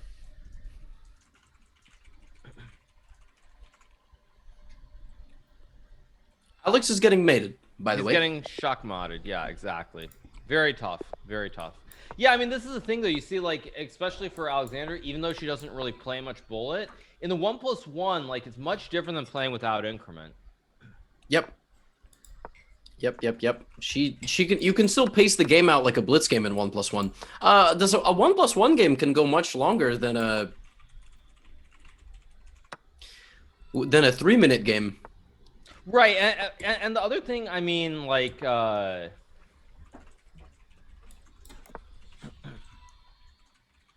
was suspenseful. Yeah, what I was gonna say about like the 1+1 again is like a lot of people forget that it's like it's more like chess. It's not pure bullet, and a lot of people don't realize that. That's like the biggest thing that I would say is that a lot of people just assume it's bullet and they freak out. But like with Alexander, for example, you see it's still chess. It's like fundamentally chess because you can't flag. No, you cannot. No, the only way you can win in this +1 stuff by time is to get someone below 5 seconds and then just.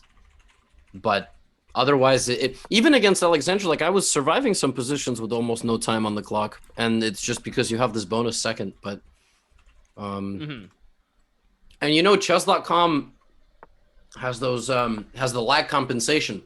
So if like both players have lag compensation, the game can go much longer. So a hyper bullet game could take not 1 minute combined because it's 30 seconds each, but could take longer. It could take like 90 seconds just because of all the. Yeah. No, I know that brings up a great story that I'm gonna tell now. So I think it was around 2005, 2006, back when the internet chess club was still the premier place to play chess, and they were trying to fix like the sort of lag or the timestamp issues within the server. And for whatever reason, they did something wrong. So I started playing bullet, and some of these guys, like Tigran Petrosian, which is why I talk about the story. Basically, a bunch of these guys, like in Azerbaijan and Armenia and these sorts of countries, because they had really bad connections, the way the timestamp worked, every move they made, it took 0.01 seconds. So even if they thought for 5 seconds on a move, it took 0.01 seconds. Wow.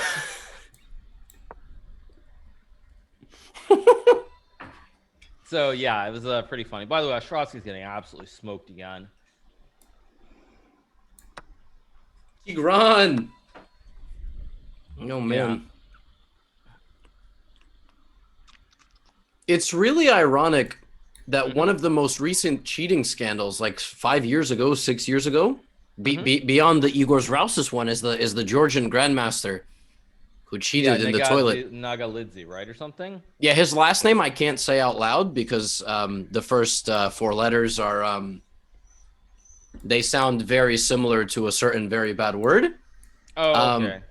Okay. So I just say Georgian. I'm too scared, to get. Okay. Yeah, of course, obviously. But cancel culture. Oh my. Oh, rookies. Oh no. Oh no. Yeah. That was bad. So it's ironic because Petrosian was playing him.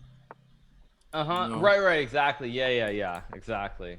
Yeah. Yeah, this is rough. 10.5.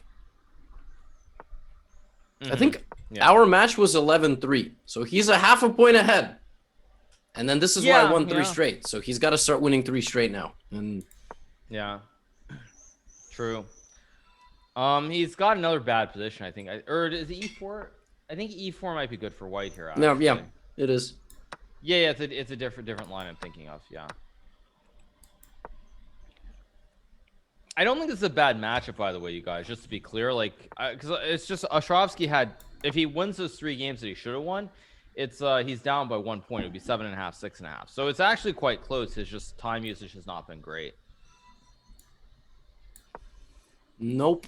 Knight A5 is a very confrontational move. People asking how was the cheater caught? They followed him to the toilet, and he had a phone. Exactly. Yeah. Yeah, it's getting pretty crazy. I mean, honestly, I am seriously worried about even over the board chess in a way, like down the road, like 5-10 years out, because if you have things like Neuralink or these sorts of things, where people can really access the internet, or you can sort of implant things. I mean, I am very concerned that could that could potentially be a huge problem. Yeah, I mean, over the board and online, like both. You're gonna have to check your Neuralink connection into the arbiter's table or something. I don't know. Right, exactly. But by the way, I mean, Ostrovskiy is getting smashed again. I know I've said this probably like 10 times in the last like 5 minutes, but he's suffering again. So we got to think. Man, I'm thinking like, can someone hack your Neuralink? That's terrifying. I'm not trying to get my brain hacked, man. That's. I mean, luckily, I mean, I would never do any of that stuff, but yeah. Yeah, I'm good. But I mean, I think down the road that is going to be a big problem, and it's something that people should be thinking about already. Like whether it's Neuralink or something else, like implants or direct connection. Like I do think that's something down the road that will happen. So I do think people. I mean, like I think chess organizers, like people in chess world, should already be thinking about that because it's coming. It's coming down the road. It's just a question of when. Some bishop d4 and knight b2. No. And queen f3. Yeah, that's pretty dirty. Yeah, I mean, but everything is winning. That's the and 1 second. Like, I mean, queen f3. Oh yeah. Knight a5. Oh wait, you can't move the knight. You're pinned. Knight a. King. No, now there's knight d3. Oh my god. The king and he was winning. He was winning if he moved the king. I think he was like already better somehow. Oh my god. What a game. 5, yeah, nah, you just la.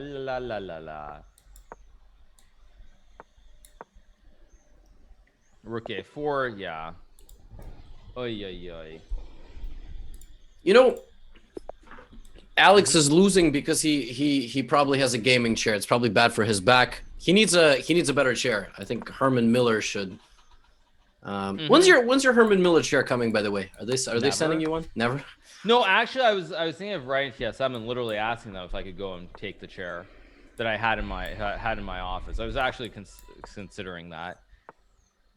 Hikaru, you know what you're supposed to say, right? I mean, that's your philosophy. You ask for forgiveness, not permission. You should have just taken it, and they'd be like, "Hikaru, where's the chair?" You'd be like, "I don't know, I didn't." And then one day they'd be looking at your stream, and they'd be like. I'd be like, sorry, I needed a comfortable chair. And they'd be like, all right, it's fine. You know, now they're obviously going to be like. Okay. Yeah, no, I just have a classic chair. I'm a very simple person. I mean, I think the $100 chair at Office Depot or that you are on Amazon is just as good as a $1,500 chair, generally speaking. I don't know what kind of chair I have. I got it from F4. She blundered F4. Wow.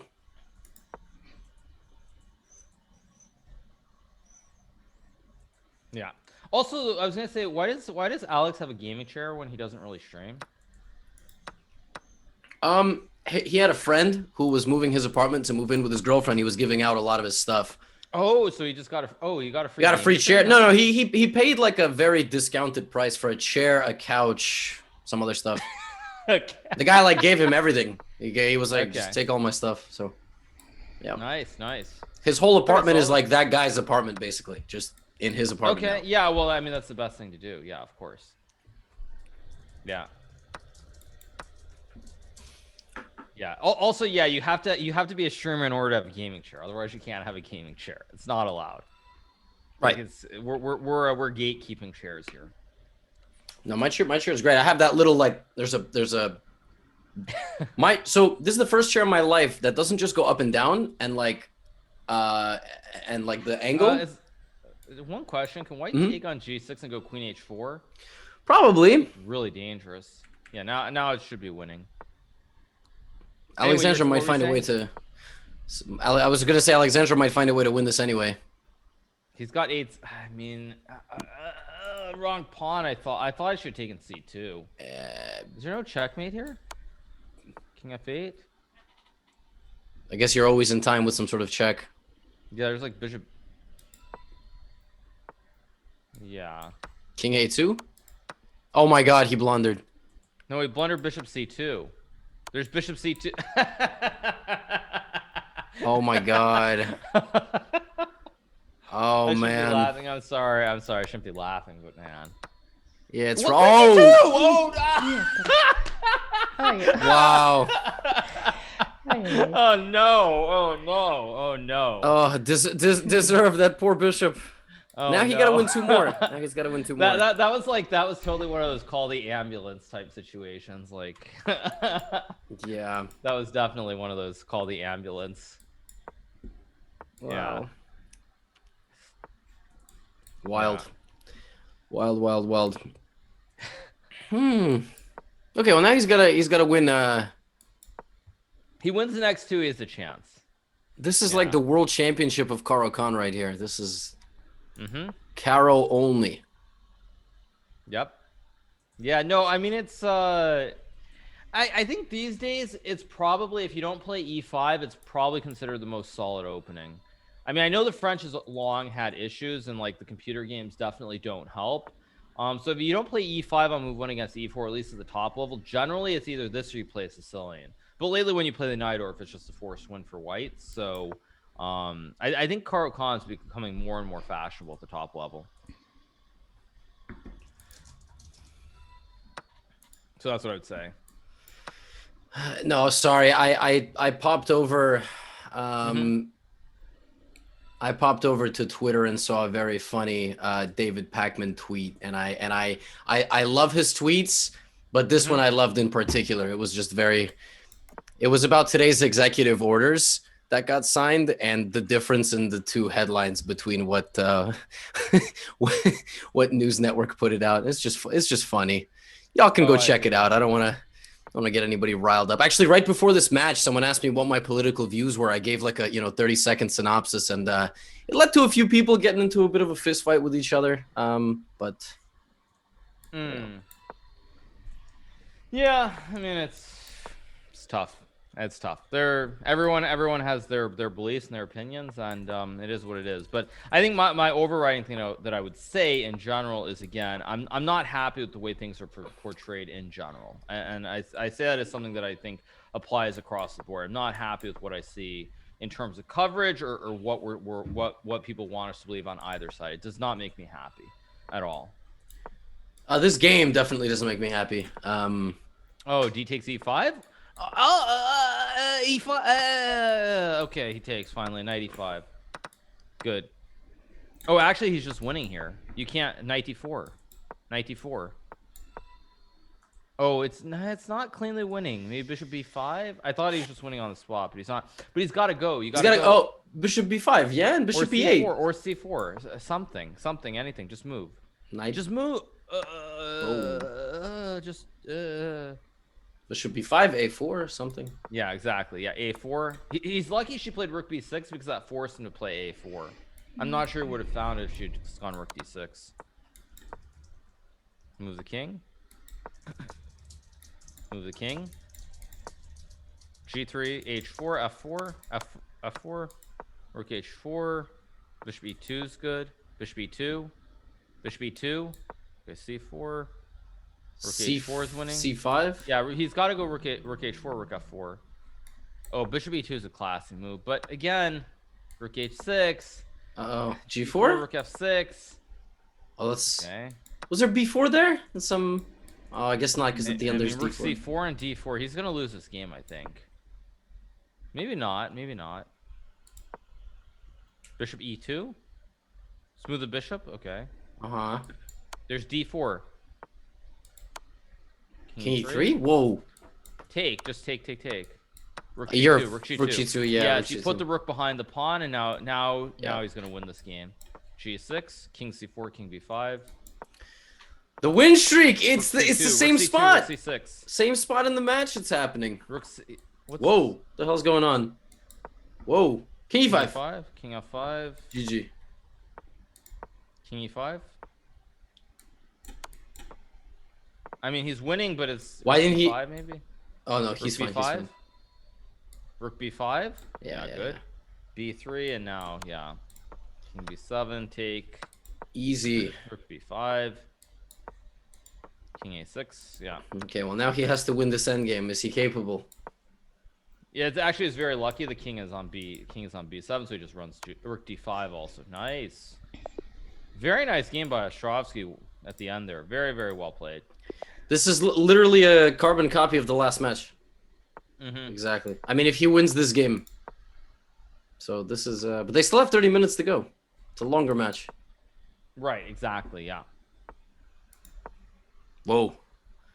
She's going in with this H. She does this, man. She plays like this H. Everyone does it. Yeah, but she does it better than like me, for example. You know, I play it, I lose. She plays it, she gets a nice position, and well, so... to be fair to you, Levy, you don't play H4 on H4, H5 on like move 2 and move 3. You decide to put the bishop on G5 like Trump, and then play H4 before you play H4. So it's a little bit different. I play H4 move 1 sometimes. You know, I actually had a really funny, totally serious message, by the way. I was talking about this earlier on. Like, people will message me on Instagram or something, and then they'll be like, "Can you look at this game?" I had a guy message me like, "Hey man, you know, I bought your opening course, very interesting, like learned a lot. But you know, I have a friend who plays H4 move 1, and I always lose to him. Can you help me?" And I was like, "Man, I mean, yeah. No, you gotta help yourself, man." Bishop C4, ooh, 94, ooh, ooh. Yeah, this Maybe is castle queenside, go for queen d1 mate, go for the big cheese. Try to create the kebab. Okay, maybe knight f5 here. Maybe just queen f5, let's move 2. It ain't good. It is not. Yeah. Yeah, it's not that good, but yeah, no, I mean, I think ooh, e4 is a good move by Levy. Just 95, or sorry, it's a good move by Alex. Sorry, I played it. It was me too. Sorry. Okay. Yeah, I guess 95. Ooh, knight f3 check or something. Yeah, I mean, maybe white can make a draw with queen b5, but is this a draw? But you run the. I mean, I guess you just make. Is there knight a3, knight b5? I'm not sure. I would go knight d5, knight f4, knight e2. Use the ponies. The power of the ponies are the only pieces that can get to the white queen in a hurry. Okay, apparently that move loses. Oh, King is that C8. why? And then what? Knight e4? Wow. I mean, I think it's likely this will be... Okay, b5, yeah. But you got to use the ponies. Ponies are the only pieces that can hop around and get towards white's king. It's very safe. Black has 2 Ponies seconds. are the only things. Oh, yeah, 2 seconds is also not helpful. No, but it's getting to the point in the game. Some knight f3 is going to happen, and then God help. Yeah. No, but this is just terrible. What? Yeah, some queen. King c8? Wow, bishop Queen g3. H3. Oh, yeah. And you don't get your lolly checkmate because you're getting checkmated over here. Yeah, brutal. Okay, so we get one more game then. One more game. Yep.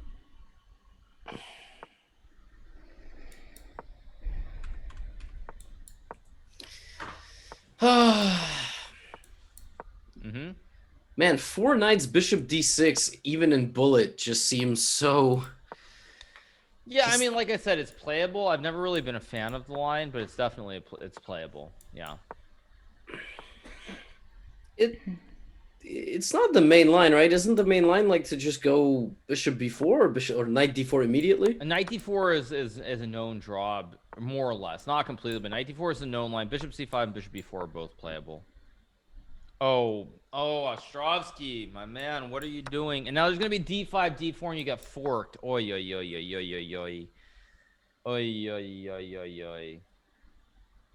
But just take and go bishop b5 maybe and hope for something. But you have to just take and go bishop b5. Or maybe you just go bishop a2 and play like a Daniel Naroditsky and pretend that nothing has happened.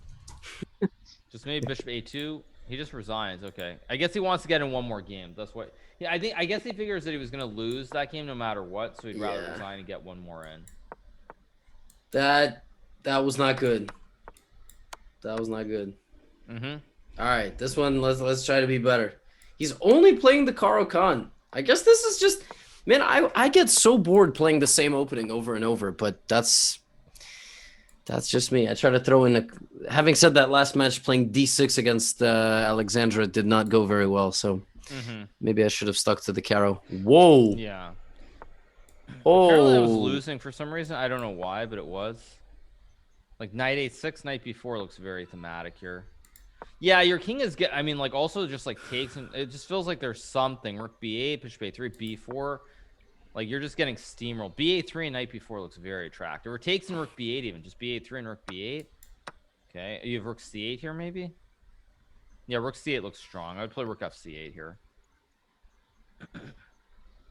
Or b takes a3. Also a move. Yes. I like rook fc8, though. I like rook fc8 here. What is there to It think seems about like here? very I don't know. thematic. Seems. But d6 you just go back, I guess, to d8. Okay. Check. Because king a2 you can take maybe. I mean, the white king is definitely too open. If bishop d3, maybe you go rook fc8 to hit the queen. Yeah, ba3 and b takes and rook b. I mean, there must be a win here. And if b3, you go knight b4. Wow. Okay, so she resigns. So yeah, so that's the end of the 1+1, right? Yes, the last segment now. 1+0. Final, I believe, 1. Yeah, I mean, it's Plus been 1, this has 0. actually been a good match overall. I feel like it's just those 3 games that he was winning and he didn't take advantage of. It's a difference. Sorry, do we have a new time control now, or? Yeah, I think it's 1-1-0, right? Yeah, Okay. 1-0. Yeah, I don't have a timer running, but I was like, that felt like an appropriate amount of games. Yeah. All right. So exactly. We have one more portion. Final 30. Is she drinking wine? Maybe. We have to ask. We have to ask. People were saying she was drinking wine. I don't know if she was drinking. We gotta ask. Definitely gotta ask. It's very funny. Yeah. Now I have the song stuck in my head. Red wine. I don't know the song, unfortunately. You don't what? I don't know. You just said 2 words. I don't know. What's the song? Isn't it red wine, or am I wrong? Let me see.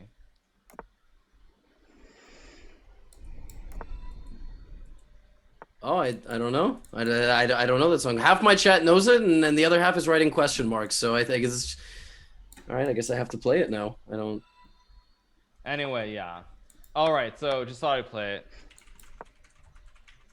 It's their most popular song. It's their only popular song. Oh, that's what they're saying. They're saying red wine. Yeah. Wow, I thought they were saying like. I don't know. I don't even know what I thought they were saying. Oh wow, I just learned that song's called Red Wine.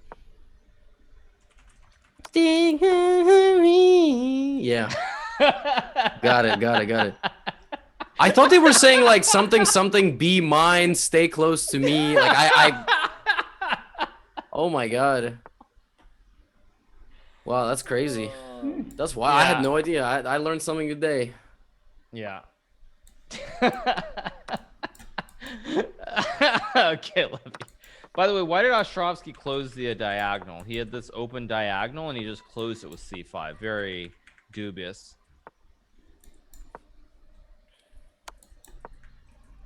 c6? Queen c7? Oh, this is 1-0 now. Someone's getting flagged. Oh, are they going to do the professional draw? Nope. But you just push your pawn, right? Like Queen D. Oh, Queen D7 C6 was very tricky. H4? Oh, he cheesed her. Oh, he cheesed her. Oh, dirty. He cheesed her with G5. Dirty. Very dirty. Oh, here comes Scand. Oh, he's playing the Queen F3. That is some Russian C3s or A3. Okay. Yeah, I think I had something like this in I had this exact position in Tata Steel in 2020 last time I played, like 2016 or whatever it was, where I had this really long game against Sergei Tiviakov, very similar to this, with like 2 bishops against a bishop and knight out of the Scandinavian, and literally the game went like 8 hours or something. It was ridiculous, and there was no playoff, fortunately, so there were no issues there. But I remember the game ended right as the closing ceremony was beginning or something. It was pretty insane. What happened in the game? I mean, I won, but okay. So that's the only way that makes it okay. If you spent 8 hours for a draw, it wouldn't have felt good. True. That's true. Yeah. Yeah, I had a. My worst experience like that, I was playing this like young talented kid, and I was up a pawn in an endgame, grinding with like black like 4 hours, 5 hours, 6 hours. And in the last time scramble, after all the extra time, I blundered my pawn back and I drew. And I was like, wow. oh my God, I felt my brain melt. It's just That's awful. crazy. Yeah, so. And you gotta do what all top players do is they gotta go sit in a dark room and stare at a wall for like an hour. That's what. I've never done that, by the way, but still. What will you do after a 6.5 hour game where you like if you like screwed something up? Like would there's rook b7. What? There's bishop d5. Oy, oy, oy. Okay, well she's gonna win this one. Get it back to 7. Yeah. I mean, I think the match is over, but this has been entertaining. Oh, he's gonna play. Is he gonna? Oh. Here comes h4. Yeah, this is the Levon and some of the Armenians really pioneered this h4 line against this sort of King's Indian Grunfeld setup. It's a great line. I mean, there's probably an easy way for black to equalize, but it's Whoa! Why did she pre-move knight d7? She just hung a bishop. That was you know what that was, Levy? She was expecting him to play the technically correct move. Pawn takes is I think technically correct. Takes knight d7 e4 is technically correct, but he played the move that wasn't the 2700 move. But okay, come on, you can't actually. Apparently, bishop e5 is top engine move. Oh, okay. So that's really funny. No, but like you can't pre-move knight d7. I mean, yeah, no, I agree. Yeah. Computer's just sitting there like bishop e5. Yeah, knight f4 c4. Yeah, this is crushing. I think she's gonna. E6. D6 bishop c6. I mean, but again, Ostrovskiy is gonna b4. He's gonna win, but yeah, he just wins. She just resigns. In 1-0, you can really run up the score. Like you could. Yeah, no, agreed. Yeah, I mean, I think the match is over just because there isn't enough time left. But if he wins like 2 more quickly, it could get interesting. Okay, there's another pawn push to h4, h5. Good.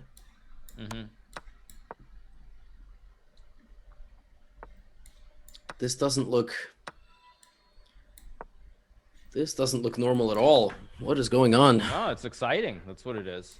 Yeah, I mean, I think objectively it's over, but but it's hard to judge. When Alexandra wins her next game, I think it's completely over. I think that's fair to say. 6 games. It should be, yeah, it should be. I think 2 more for sure. I think 1 more is not gonna do it. I think 2 more. But Alex is winning again. Bishop b3. Bishop b3. She missed this. Yeah, a3. I mean, this is like bishop e5. Hit the pawn. Yeah, that's a good move. Yeah, just bishop e5. And she can't keep the rook on the board because there's rook d2 with the kebab. So yeah, rook d2, and here comes the kebab. You just take the bishop, take the pawns. Actually, that's a very interesting point. So mathematically speaking, a 1-0 game takes at most 2 minutes. Right? Like 10 of those games theoretically take 20 minutes. So technically, exactly, actually, there's just what's he doing? I mean, there is time. Now there's bishop g7. Just go for the pawn. I don't know why he did that. Just move. Just what? What's that? And now he's like not even winning anymore. King d7 and e. I mean, what was that? Yeah. He's trying to set up bishop b4 or something. Or okay. Ooh. I mean, mind you, he's still fine. Checking king d5. C4, yeah. But her king is coming. King e6. Is there a mate? Was e6 mate? Yeah. No, maybe not. No, yeah, I guess it wasn't. He's too slow though. Again, just too slow. Yeah, she's gonna win this game. He should have tried to cheese her with something. Whoa! Oh, he almost pulled that out. Crazy. Wow! That was crazy. That was insane. Yeah, now I think it's over. I think now it's over. Yeah, theoretically possible, but in most he's not gonna win 7 games in a row. Yeah. Oh, we're going for Vienna. Oh my God, man! I have nightmares about that final game from last match when I was completely winning. But on chess.com, if you touch your king and then click your rook, it's auto castle. Right, exactly. Yes. It's like, guys, why? Why is that a thing? I mean, they gotta learn to properly castle. What do you touch? No, drag it out. Touch the square. So bad. True. Ah, so Great. bad. Man. By the way, Ostrovskiy's got a beautiful position here. Like rook f2 and the knight f6. Although actually now it's not so. No, but isn't knight c7 like winning? I mean, it still looks really good because of the open black king. This king is so open potentially. The white should be much better, but I'm not quite sure how. Oh, g4 is a threat now. d4, d5 maybe? Plant the knight on e6 with d4, d5. There's knight h5. Okay. Knight d5. Wait, what's going on? Is there some g4? No, but now black is. You have to be careful. There are a lot of tricks. Oh my god, his queen c5. Yeah, but now it's an endgame, and now it doesn't matter because the king, you can't attack the king. Yeah, black's just winning now. Or maybe not winning, but black should be better. Yeah, this is pretty bad. Mind you, it's maybe not winning, though, because the pawns are kind of stuck. You see, the black pawns are stuck here. Actually. And it's an endgame, so... Oh, rook d4? Knight b4? No, but she's up 10 seconds. I mean, it's... Oh, you're right. This is 1-0. You're right. Yeah, exactly. You're right. Now she's up 13 seconds. Yeah. Yeah, it's tough. It's, you just gotta... Yeah, there's just nothing you can do. Yeah. 1-0 is the only truly tilting format. You just... Oh! I had a feeling. Yeah, c3 was gonna happen. Yeah, there's nothing to be done there. Yeah. Brutal. Very, very rough. Yeah, 1-0 is weird to watch when it's like in match format. Like they have to play 20 more minutes of it, so it's just gonna be for fun. They're gonna rack up a ton of games. You know, I mean that was kind of the thing that I disliked about their Speed Chess Championship is that, like, this is a fun match, so it's not really a big deal. But like in one of these competitive matches that I'm playing in or something, like if I'm up by like 5 or 6 games and there are like 20 minutes left, it's just like there should be a way to just end the match rather than having to play it out in a sense, because it's like it becomes a little bit frustrating. Yeah, I was saying the same. I don't remember in like some of these matches, but it's like you should be able to throw in the towel, man. I don't know, like it's. Yeah, agreed. Yeah. Why is she in this tournament? She's not in this tournament. This is a fun match, you guys. She would obviously win I Am Not a GM without a doubt. There's no one in the event. Maybe Greg or John could put up a fight, Greg Shahadi or John Bartholomew, but I mean, she would be a heavy favorite to win the match. Like heavy favorite. Like not even close. Yeah, it's who would meet her in the final? Greg? I mean, it depends on brackets, but I mean, I think Greg. I don't know. I think John probably. That's who I would put. I would say John Bartholomew probably. Yeah. Well. Okay, now but you know, stage 3. Okay. You know, John big time this edition of the I Am Not a GM. He said it wasn't interesting enough. There was not enough strong players. Oh, okay. Queen D1, right triangle. By the way, someone said that Lars would beat Alexandra. That is completely ridiculous. That would not happen. With all due respect to Lars, the Norwegian player in the tournament, basically he should have lost the match to Alina, to Kashlinskaya, and he didn't lose. Oh, whoops. He didn't lose the match because he Oh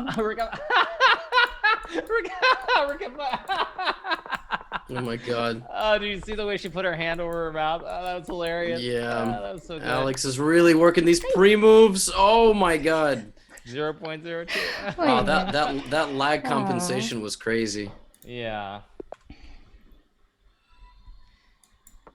Yeah, so as I was saying though, no, I mean, like basically Alex. What I would say is like when I looked at that match between Lars Hogg and Elena Kosteniuk, like she was beating him in most of the games because he was playing a bunch of bunky, ridiculous gambits. But she would get too low on time and bad things would happen. Like Alexandra would get the winning positions, but she also would have much more time on her clock. So Lars would have literally no chance against her. Literally no chance.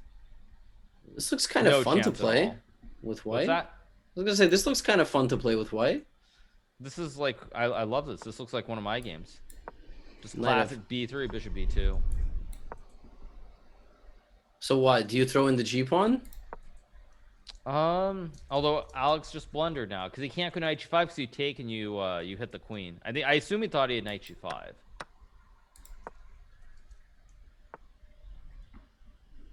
Yeah, this is a problem now because the pawn on B3 is very weak. Yeah, exactly. Rook B8 and you hit B3. Very, very like this is the thing. Like just queen F7. Yeah, really, really good stuff.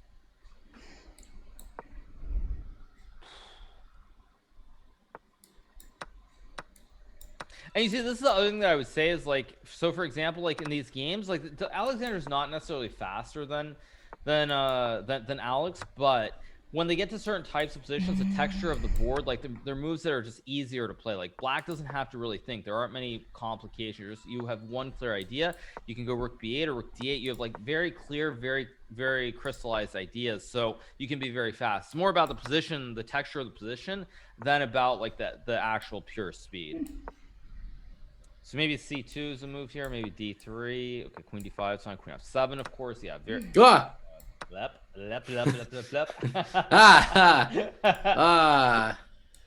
No. Yeah, I guess 30 minutes of 1+1 is much better than 30 minutes of 1-0. But yeah, I kind of agree. Yeah. But it's still, I mean, get to see some fun games. Totally, yeah.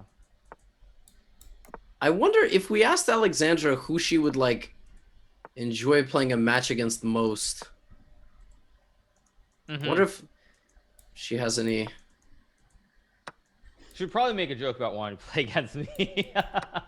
I'm trying to think. Are there? I mean, yeah, it's like she's like too good in a way because it's like I'm trying to think of who she could play, who's like a streamer even. Like, I literally, I mean, it's hard for me to think of other people. Well, it's really hard for me. Certainly not somebody. I mean, for example, she could play Amon. I think she would actually dominate Amon, though. I think that would be a really ugly match. How would she do against? She could play Hans too, I suppose. But yeah, probably Danya is too strong. I think Danya and Andrew Tang are just too strong because they've got the whole pre-move. I mean, they're gonna be really, really fast in the scrambles, and she's gonna lose like most of those scrambles. So I would say someone like Hans would be interesting. I think Amon probably would lose. Eric, I actually don't know. I don't know. Eric, I don't. That actually, I think it might be. That would be an interesting match. That's probably the most balanced, I think. Yeah, because I mean, I think maybe Eric is a slight favorite, but yeah, it's still, I mean, Eric probably would win, but I think that's actually a very, very close match. Queen H5, right? Oh, that was beautiful. Yeah, very, very nice. Very, very nice. Yeah, that was nice. Checkmates are fun. Anytime. Yeah, she's gonna get to the big 2-0. Ooh. Why didn't she play this against me? This is so much more fun. She played like she didn't take the wing gambit in the Sicilian. She just played normal chess and I got slaughtered. Yeah. No, you know what I think? I think there's probably Hess, Hansen, and Hambleton. Probably those are the three guys who'd be. I think Hess and Hansen are probably the two closest matchups objectively. I think Eric would probably win because I suspect in Bullet he has significantly better technique than like Ostrovskiy, for example. But I'm not sure. I'm not sure because his openings also can be very suspicious. at times, especially the Sicilians that he plays with black pretty frequently. They can be very suspect. Now I could see her blowing him off the board in some of those because she likes the Sicilians that are very open, very aggressive, very attacking. Yeah, this is looking nice for white. White's. Yeah, isn't white up a piece, or am I crazy? Yeah, I just looked back at the board and white's got 2 bishops and a knight versus 2 knights. Yeah, you're just like, oh wait a second, something's missing. Yeah. 95. Okay, 95 checkmate, or it's not checkmate, but how does it 95? 95? I mean, 95. There you go. Yeah, she just resigns. Yeah. Yeah, that was not. Especially with the match out of reach. There's really no point. Like, there's no point not doing that. Let's see.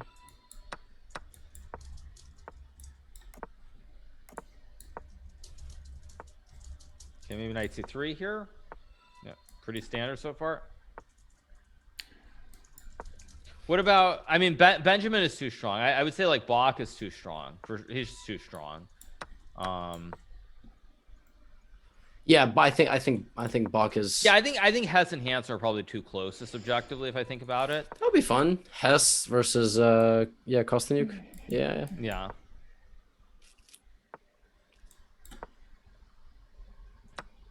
It's a weird format.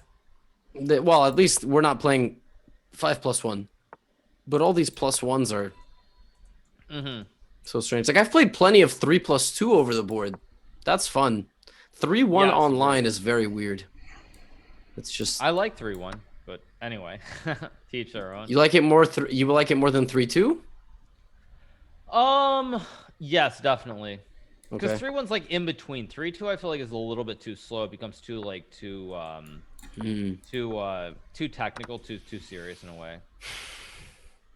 I can see that. Yeah, 3-2 can go like 10 minutes. Yeah. No, you guys. Actually, the funny thing is, Monsieur says, could I beat Alexandra 10 in a row? I don't actually think I could, and this comes back to what I was saying before. So it's like, the interesting thing is, I played a match against Hu Yifan in the Speed Chess Championship, and Hu Yifan, like in classical chess, is the #1 female player in the world by a big margin. Actually, it's not even close. But like in Rapid and Blitz, I don't think Hu Yifan has Hu Yifan. I don't think she's ever won the Rapid or Blitz World Championship. I know Zhu Wenjun, I think, has won the Rapid. I feel like Anna Muzichuk and maybe even Alexandra have won the Blitz before, where G7 was winning. But okay, she wins again. What I was gonna say though is that like Hu Yifan, for example, because stylistically when she played against me, it was like she's a much more technical kind of sound player versus someone who's tactical and aggressive. Like, I mean, I won that match by a huge margin. I think I lost one game maybe in that whole match or something absolutely ridiculous. But it was something insane. And like, for example, I play Alexandra, I am gonna lose. Like, I'll probably lose like 3 or 4 games. I'll probably still win the match, but I'm gonna lose more games because stylistically she plays in that style that's very tactical and very aggressive. Oh, it's 20.5. Sorry, you guys. Let me adjust it. Oh wait, sorry. I got this. I updated the wrong one. Sorry, 1 second. Just drawing lots of arrows seems like a very fruitful position. It's funny. When I was preparing for the match with Alexandra, it turned out that we had played 9 games against each other, and they were all 1-0 bullet. And they were all games from like Arena Kings. And I was up 6.5, 2.5. And I was like, this is the most deceiving scoreline ever. Because we have to play real chess, you know? Like I can beat her in 1-0, but that's probably the only format where I have any sort of advantage. Agreed. Like, no, agreed. That's why 1-0 will never be the gold standard. I was reading, and even now after we played our match, the score is 13-15. And I'm like, it's not that close. Yeah, right. No, of course. Yeah, I mean, like this match had a lot of moments where it could have been really, really close. Okay, H4. Yeah. Interesting. Yeah, I like this for black actually. I don't like H5 for white, but I mean, this whole line, I think, when black gets the center is generally very, very pleasant. E4 is a nice move too.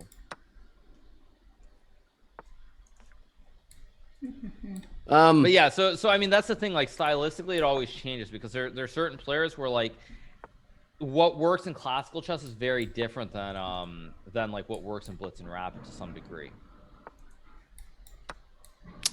Whoa. Wow, that's a big sacrifice. I like it. I like it.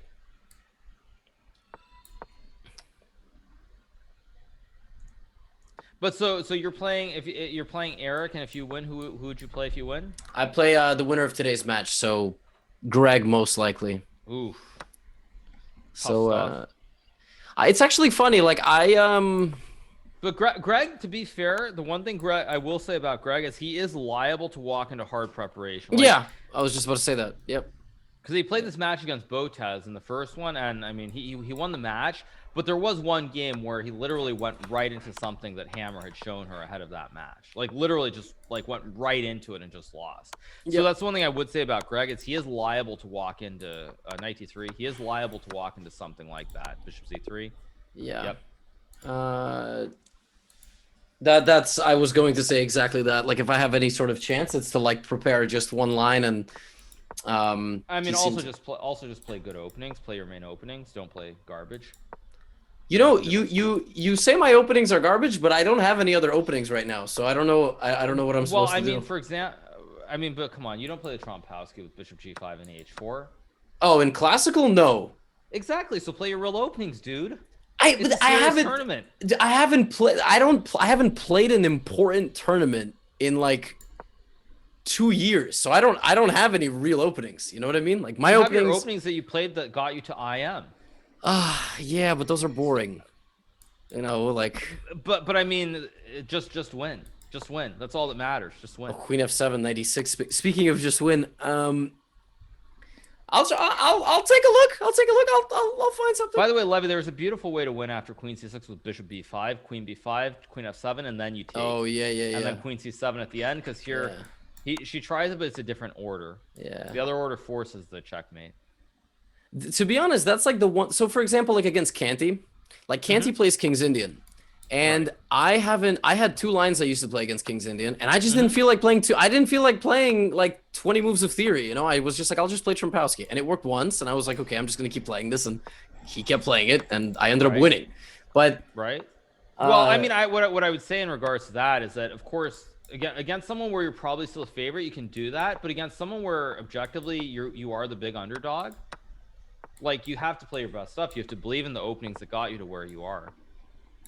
Yeah, I guess it's just for me. Probably it's just a matter of like that. That's just what it is. Like I'm gonna get out into the open position. Like from that, Queen A6 is nice. Like yeah, I still remember some of my theory. I mean, I played D4 C4 when I was like making my climb. I never played E4. So I was always a D4 C4 player, and maybe I mean, I'll saying, take a like look. I mean, what got you there? Like those openings, like you can't be afraid of people. Like nothing has changed in chess. People might have their opening setups, but you can't be afraid of their preparation. Like you have to believe in the fundamentals that got you to where you're at. You can't just suddenly start like playing random stuff. No, well, I mean, I think of all the openings I've played Trompowsky more than anything else. Of course, H4 is. Something else, but I still make the case that like it's the time management that does me in every single time in all these matches. Like if it's right, but you have to maximize. Like I mean, like what I would say is that to some degree, it's like you have to be cognizant of what's going to work the best, what gives you the best chances to win a match versus versus just like playing for fun. Like you'll notice, like with me, when I play online, I play a lot of bad openings. I'm not even gonna pretend. Like I mean, I play a lot of these moderns. I play things that are not great because I'm trying to win at all costs. But when you look at these matches I play, like against Martirosian as a perfect example, like you see, even though maybe I could try it and possibly get away with it, I'm gonna do what maximizes the chances to win.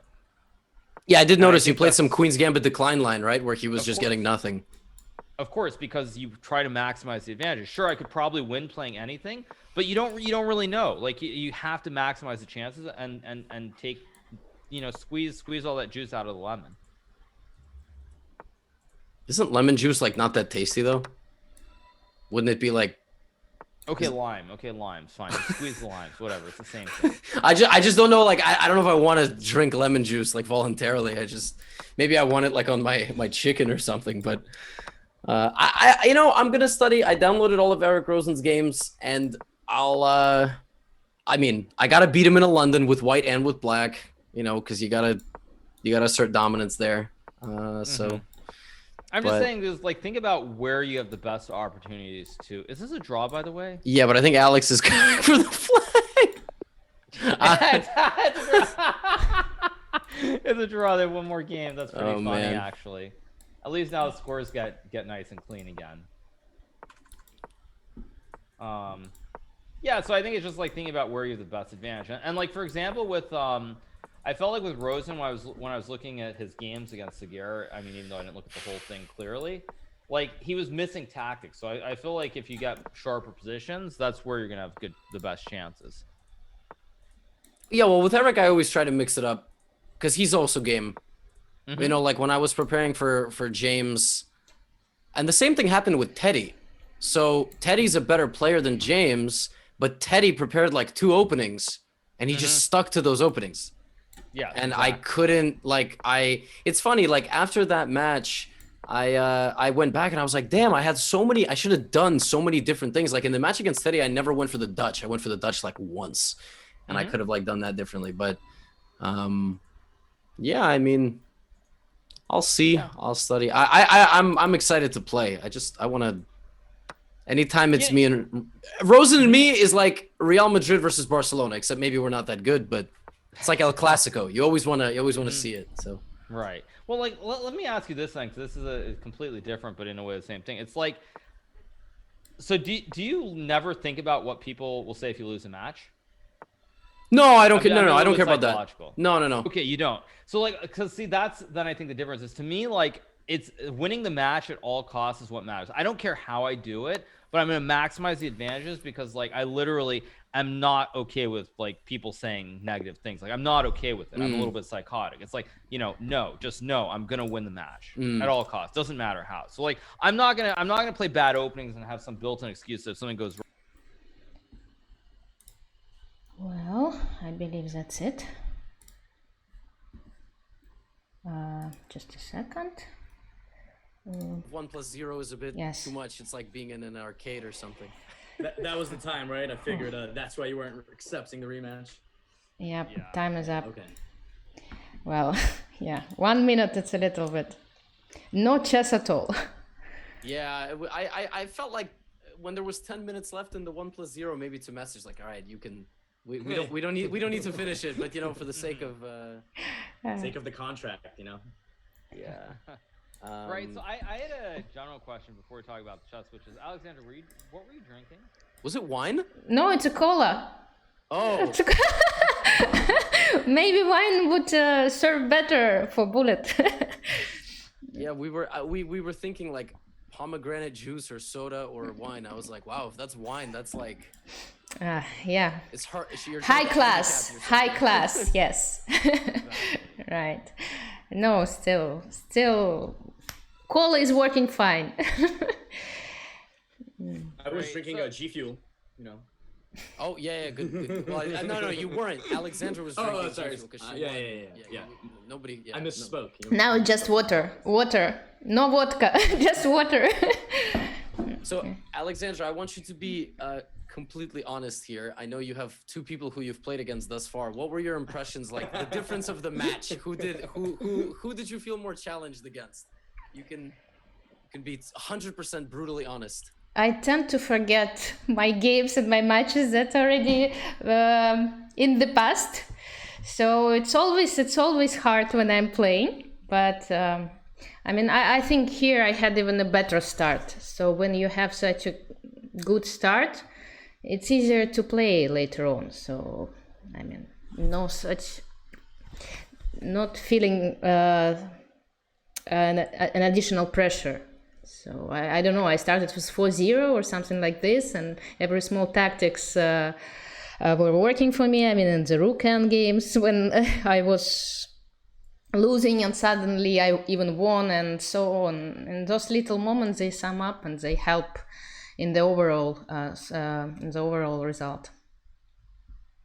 Right, exactly. Yeah, so like I was gonna ask, like, so Alex, obviously things kind of didn't go your way. Well, I mean, to put it generously, but like, did you feel like the issue was your time management? Because you actually, in a lot of the early games, you got some really good positions. You were winning some of them, and then time really, I mean, it kind of just caught up with you in a couple of those. Did you feel like that like played a role, or what were your impressions? Yeah, I mean, well, first of all, you know how like, like for example, your brain, you have these like ridges and everything, and you have the proper brain structure. Today, I just didn't have that. That was one of the problems for me in this match. But yeah, on a serious note, yeah, I mean, I got into this terrible hole at the beginning, and then there was this streak where there was that Rui Lopez game. Obviously, there was the game I hung the rook, and there was also one more. There was like maybe 3 games in a row, at least 2, where I was playing, I thought, pretty well, and yeah, and then I just couldn't. I didn't put it away. Like Alexandra said, I like hung a rook at one point, and yeah, it was strange because I felt like I was playing quickly, like to start the game, and I think I was regularly up maybe like 20 seconds in the opening, and then at the end of the game, I'm always like flagging while Alexandra has a very clutch 0.2, 0.3, 0.8. So yeah, I mean, I definitely get outplayed, and a couple of I mean, I got that one lucky checkmate in one of the bull games, I think. But overall, like every like break didn't go my way, and I also got outplayed. So well deserved win.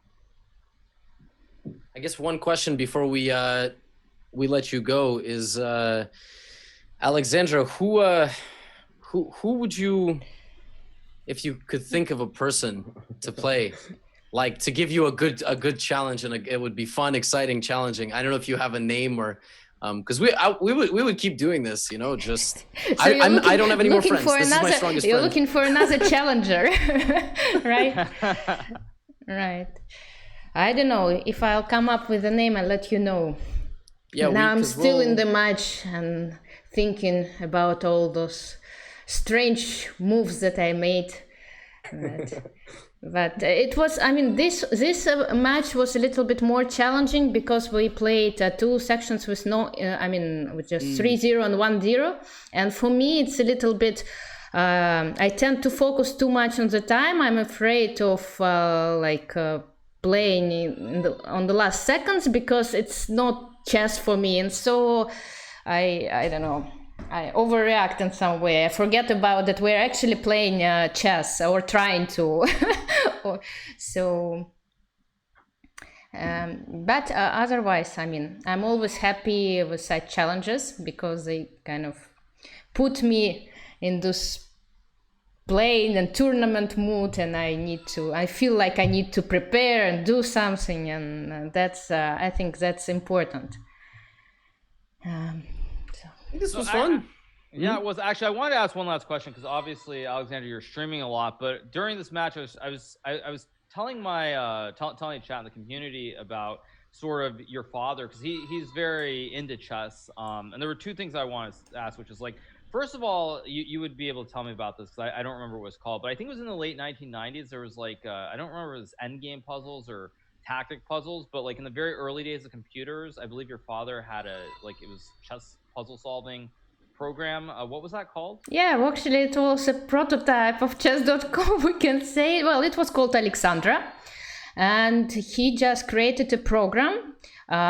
He put all the possible puzzles and positions, I mean end game, middle game, whatever he was able to find at that time into this program, and I just kept solving them. Yeah, it was one thing that he created. It was like similar to Puzzle Rush, actually, something very similar, but just a little bit more challenging and focused on different stage of chess game. So I've had like all the end games positions, like the Averbach books positions were there, and it helped me, of course, enormously to learn some patterns and some end games just by heart, and it helps.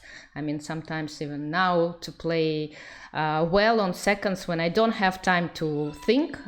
My hand does the job. So yeah, definitely that was one of the things that he created. And actually another one, and I'm still surprised how he managed to get to this point because he is not a professional chess player. He just decided, okay, he knew the rules, and he decided to teach me and my sister how to play.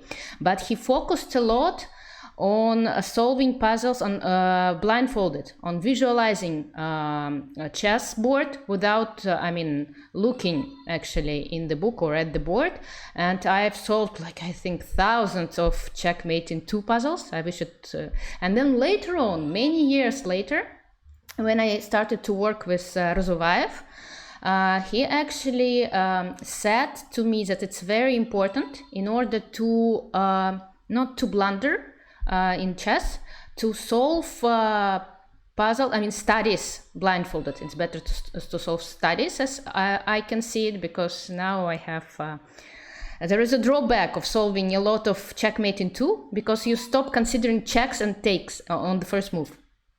And so it's better to solve studies. But anyway, it's very important to solve and to work out in your head without looking at the chessboard. I think it's very important. Interesting. Wow. Yeah. It's of course you also didn't mention though that he created that robot too. There's that as well. Yeah, robot. Yeah, but he's an inventor, so he created thousands of things, not only connected to chess. But since since he was trying to push me, and to work with me in chess, he also created a lot of chess related stuff. Wow. Great. Wow. See, my dad would just get me an account and just play on World Chess Live or something. My dad never made a... we didn't have computers at that time. That's true. And my first computer, I have a photo. I was 9 years old. This huge, computer, and those... Yeah, we didn't have computers, nor internet, nothing. Just 2 or 3 books, and we needed to take the best out of what we had. So it was another time. It was different, definitely different from what the younger generation has access to today. But it's nice. Exactly. Yeah. Mm-hmm. Well, that was a lot of fun, and hopefully we'll have more opportunities to do more matches. And again, thank you to both Alexandra Ostrovskiy and Alexandra Kosteniuk. And again, make sure to check out Alexandra's channel. Yeah, she does stream. You're streaming pretty much every day, right? Every day, yes. Now I'm in. I'm trying to do a stream a day. Yeah, we'll see how long I last. But for the moment, so far so good. Since January 1st, I'm doing it every day. I can't even say the same. Yeah, I took breaks. So, well, guys, we'll let you go. I think Hikaru has also a lesson to get to. And we'll be in touch. Maybe we do this again soon. Yeah. So thank you for having me on. Lots of fun. Good games, Alexandra. Yeah. And, thank you, Alex. Thank you, Hikaru and Levy, for the comments. I'm sure they were very entertaining. I think the moves were more so. I think today. I don't know. I'm going to check. Yeah. Okay. Anyway, thank you so much. It was a pleasure as always. Have a good. Thank you. Bye, everyone. Bye. Have a good one. Bye.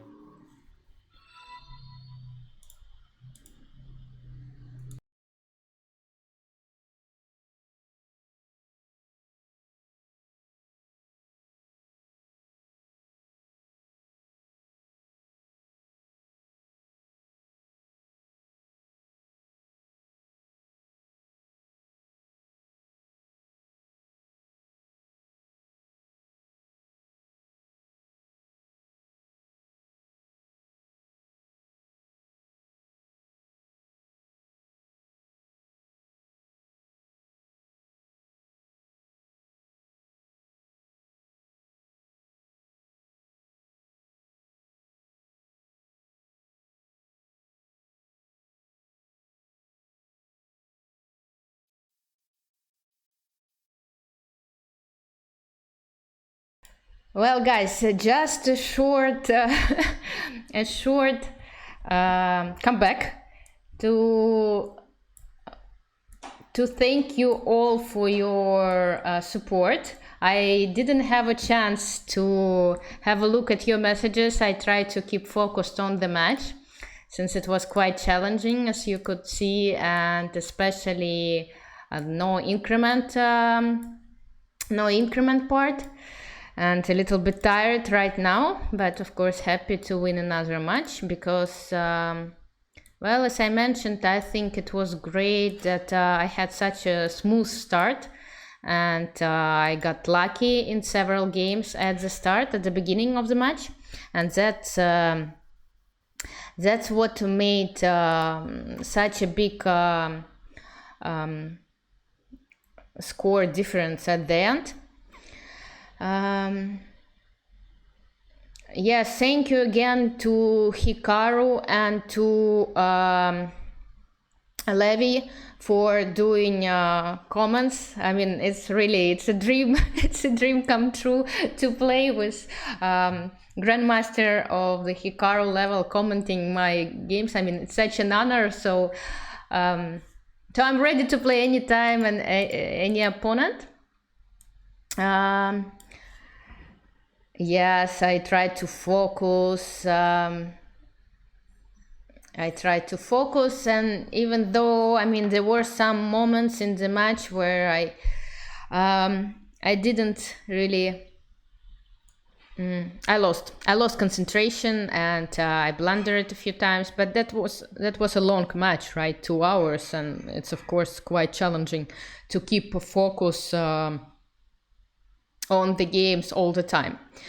So yeah, I'm quite happy how it went. I thank again Hikaru and Levy, and of course my opponent Alex Ostrovskiy for well, organizing this match, playing it and commenting it. Yeah, sorry guys, sorry to disappoint you. It was just cola actually, as my viewers know, I try to limit the caffeine intake, but for this particular match I decided to drink a little bit of some Coca-Cola. Thank you again. Thank you guys for subscriptions, for gift subs, for cheers, for I mean, just being there and watching the match. It's a pleasure. It's a pleasure to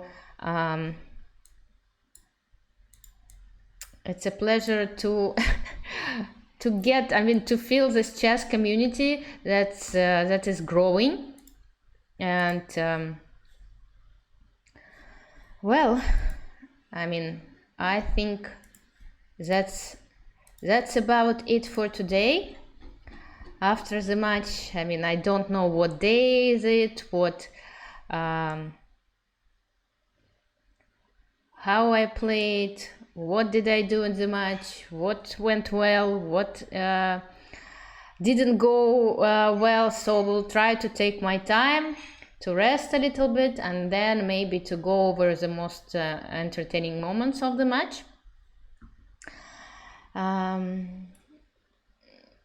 Yes, thank you guys, thank you so much. Please make sure to join my Discord. I'm just starting there, so hopefully with your help I'll manage to get it growing and going. And thank you. Tomorrow I'll be back with Arena Kings. And what time do I stream? I post a schedule every week on my Discord. I try to post it every Sunday. And also, let me see if I have it. Yeah, I have it here. That's my streaming schedule for today's week. So it's going to be Arena Kings tomorrow, Blitz with subs, and my ChessQueen Club Arena. So also make sure to join it.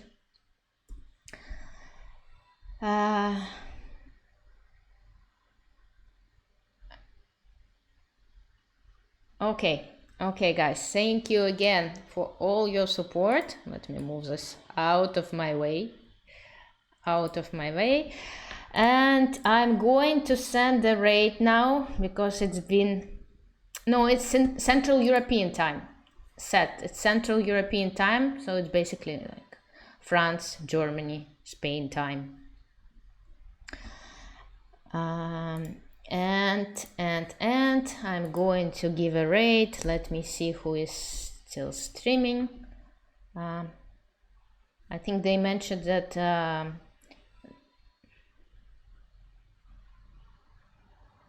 okay, let me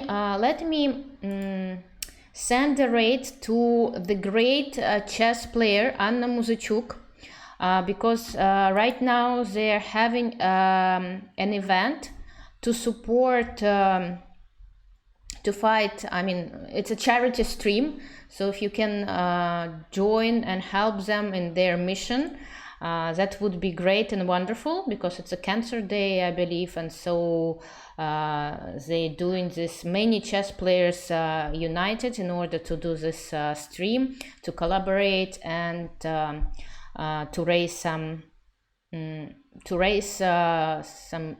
money in order to later on donate it to charity. So I'm going to give a rate to Anna Muzachuk, which is a very strong chess player, former world Rapid and Blitz champion. Make also sure to follow her channel. And thank you again, guys, for supporting me, for watching this stream. And as I said, I hope to see you really soon, tomorrow or in the coming days. Take care, all the best, and see you all soon. Bye.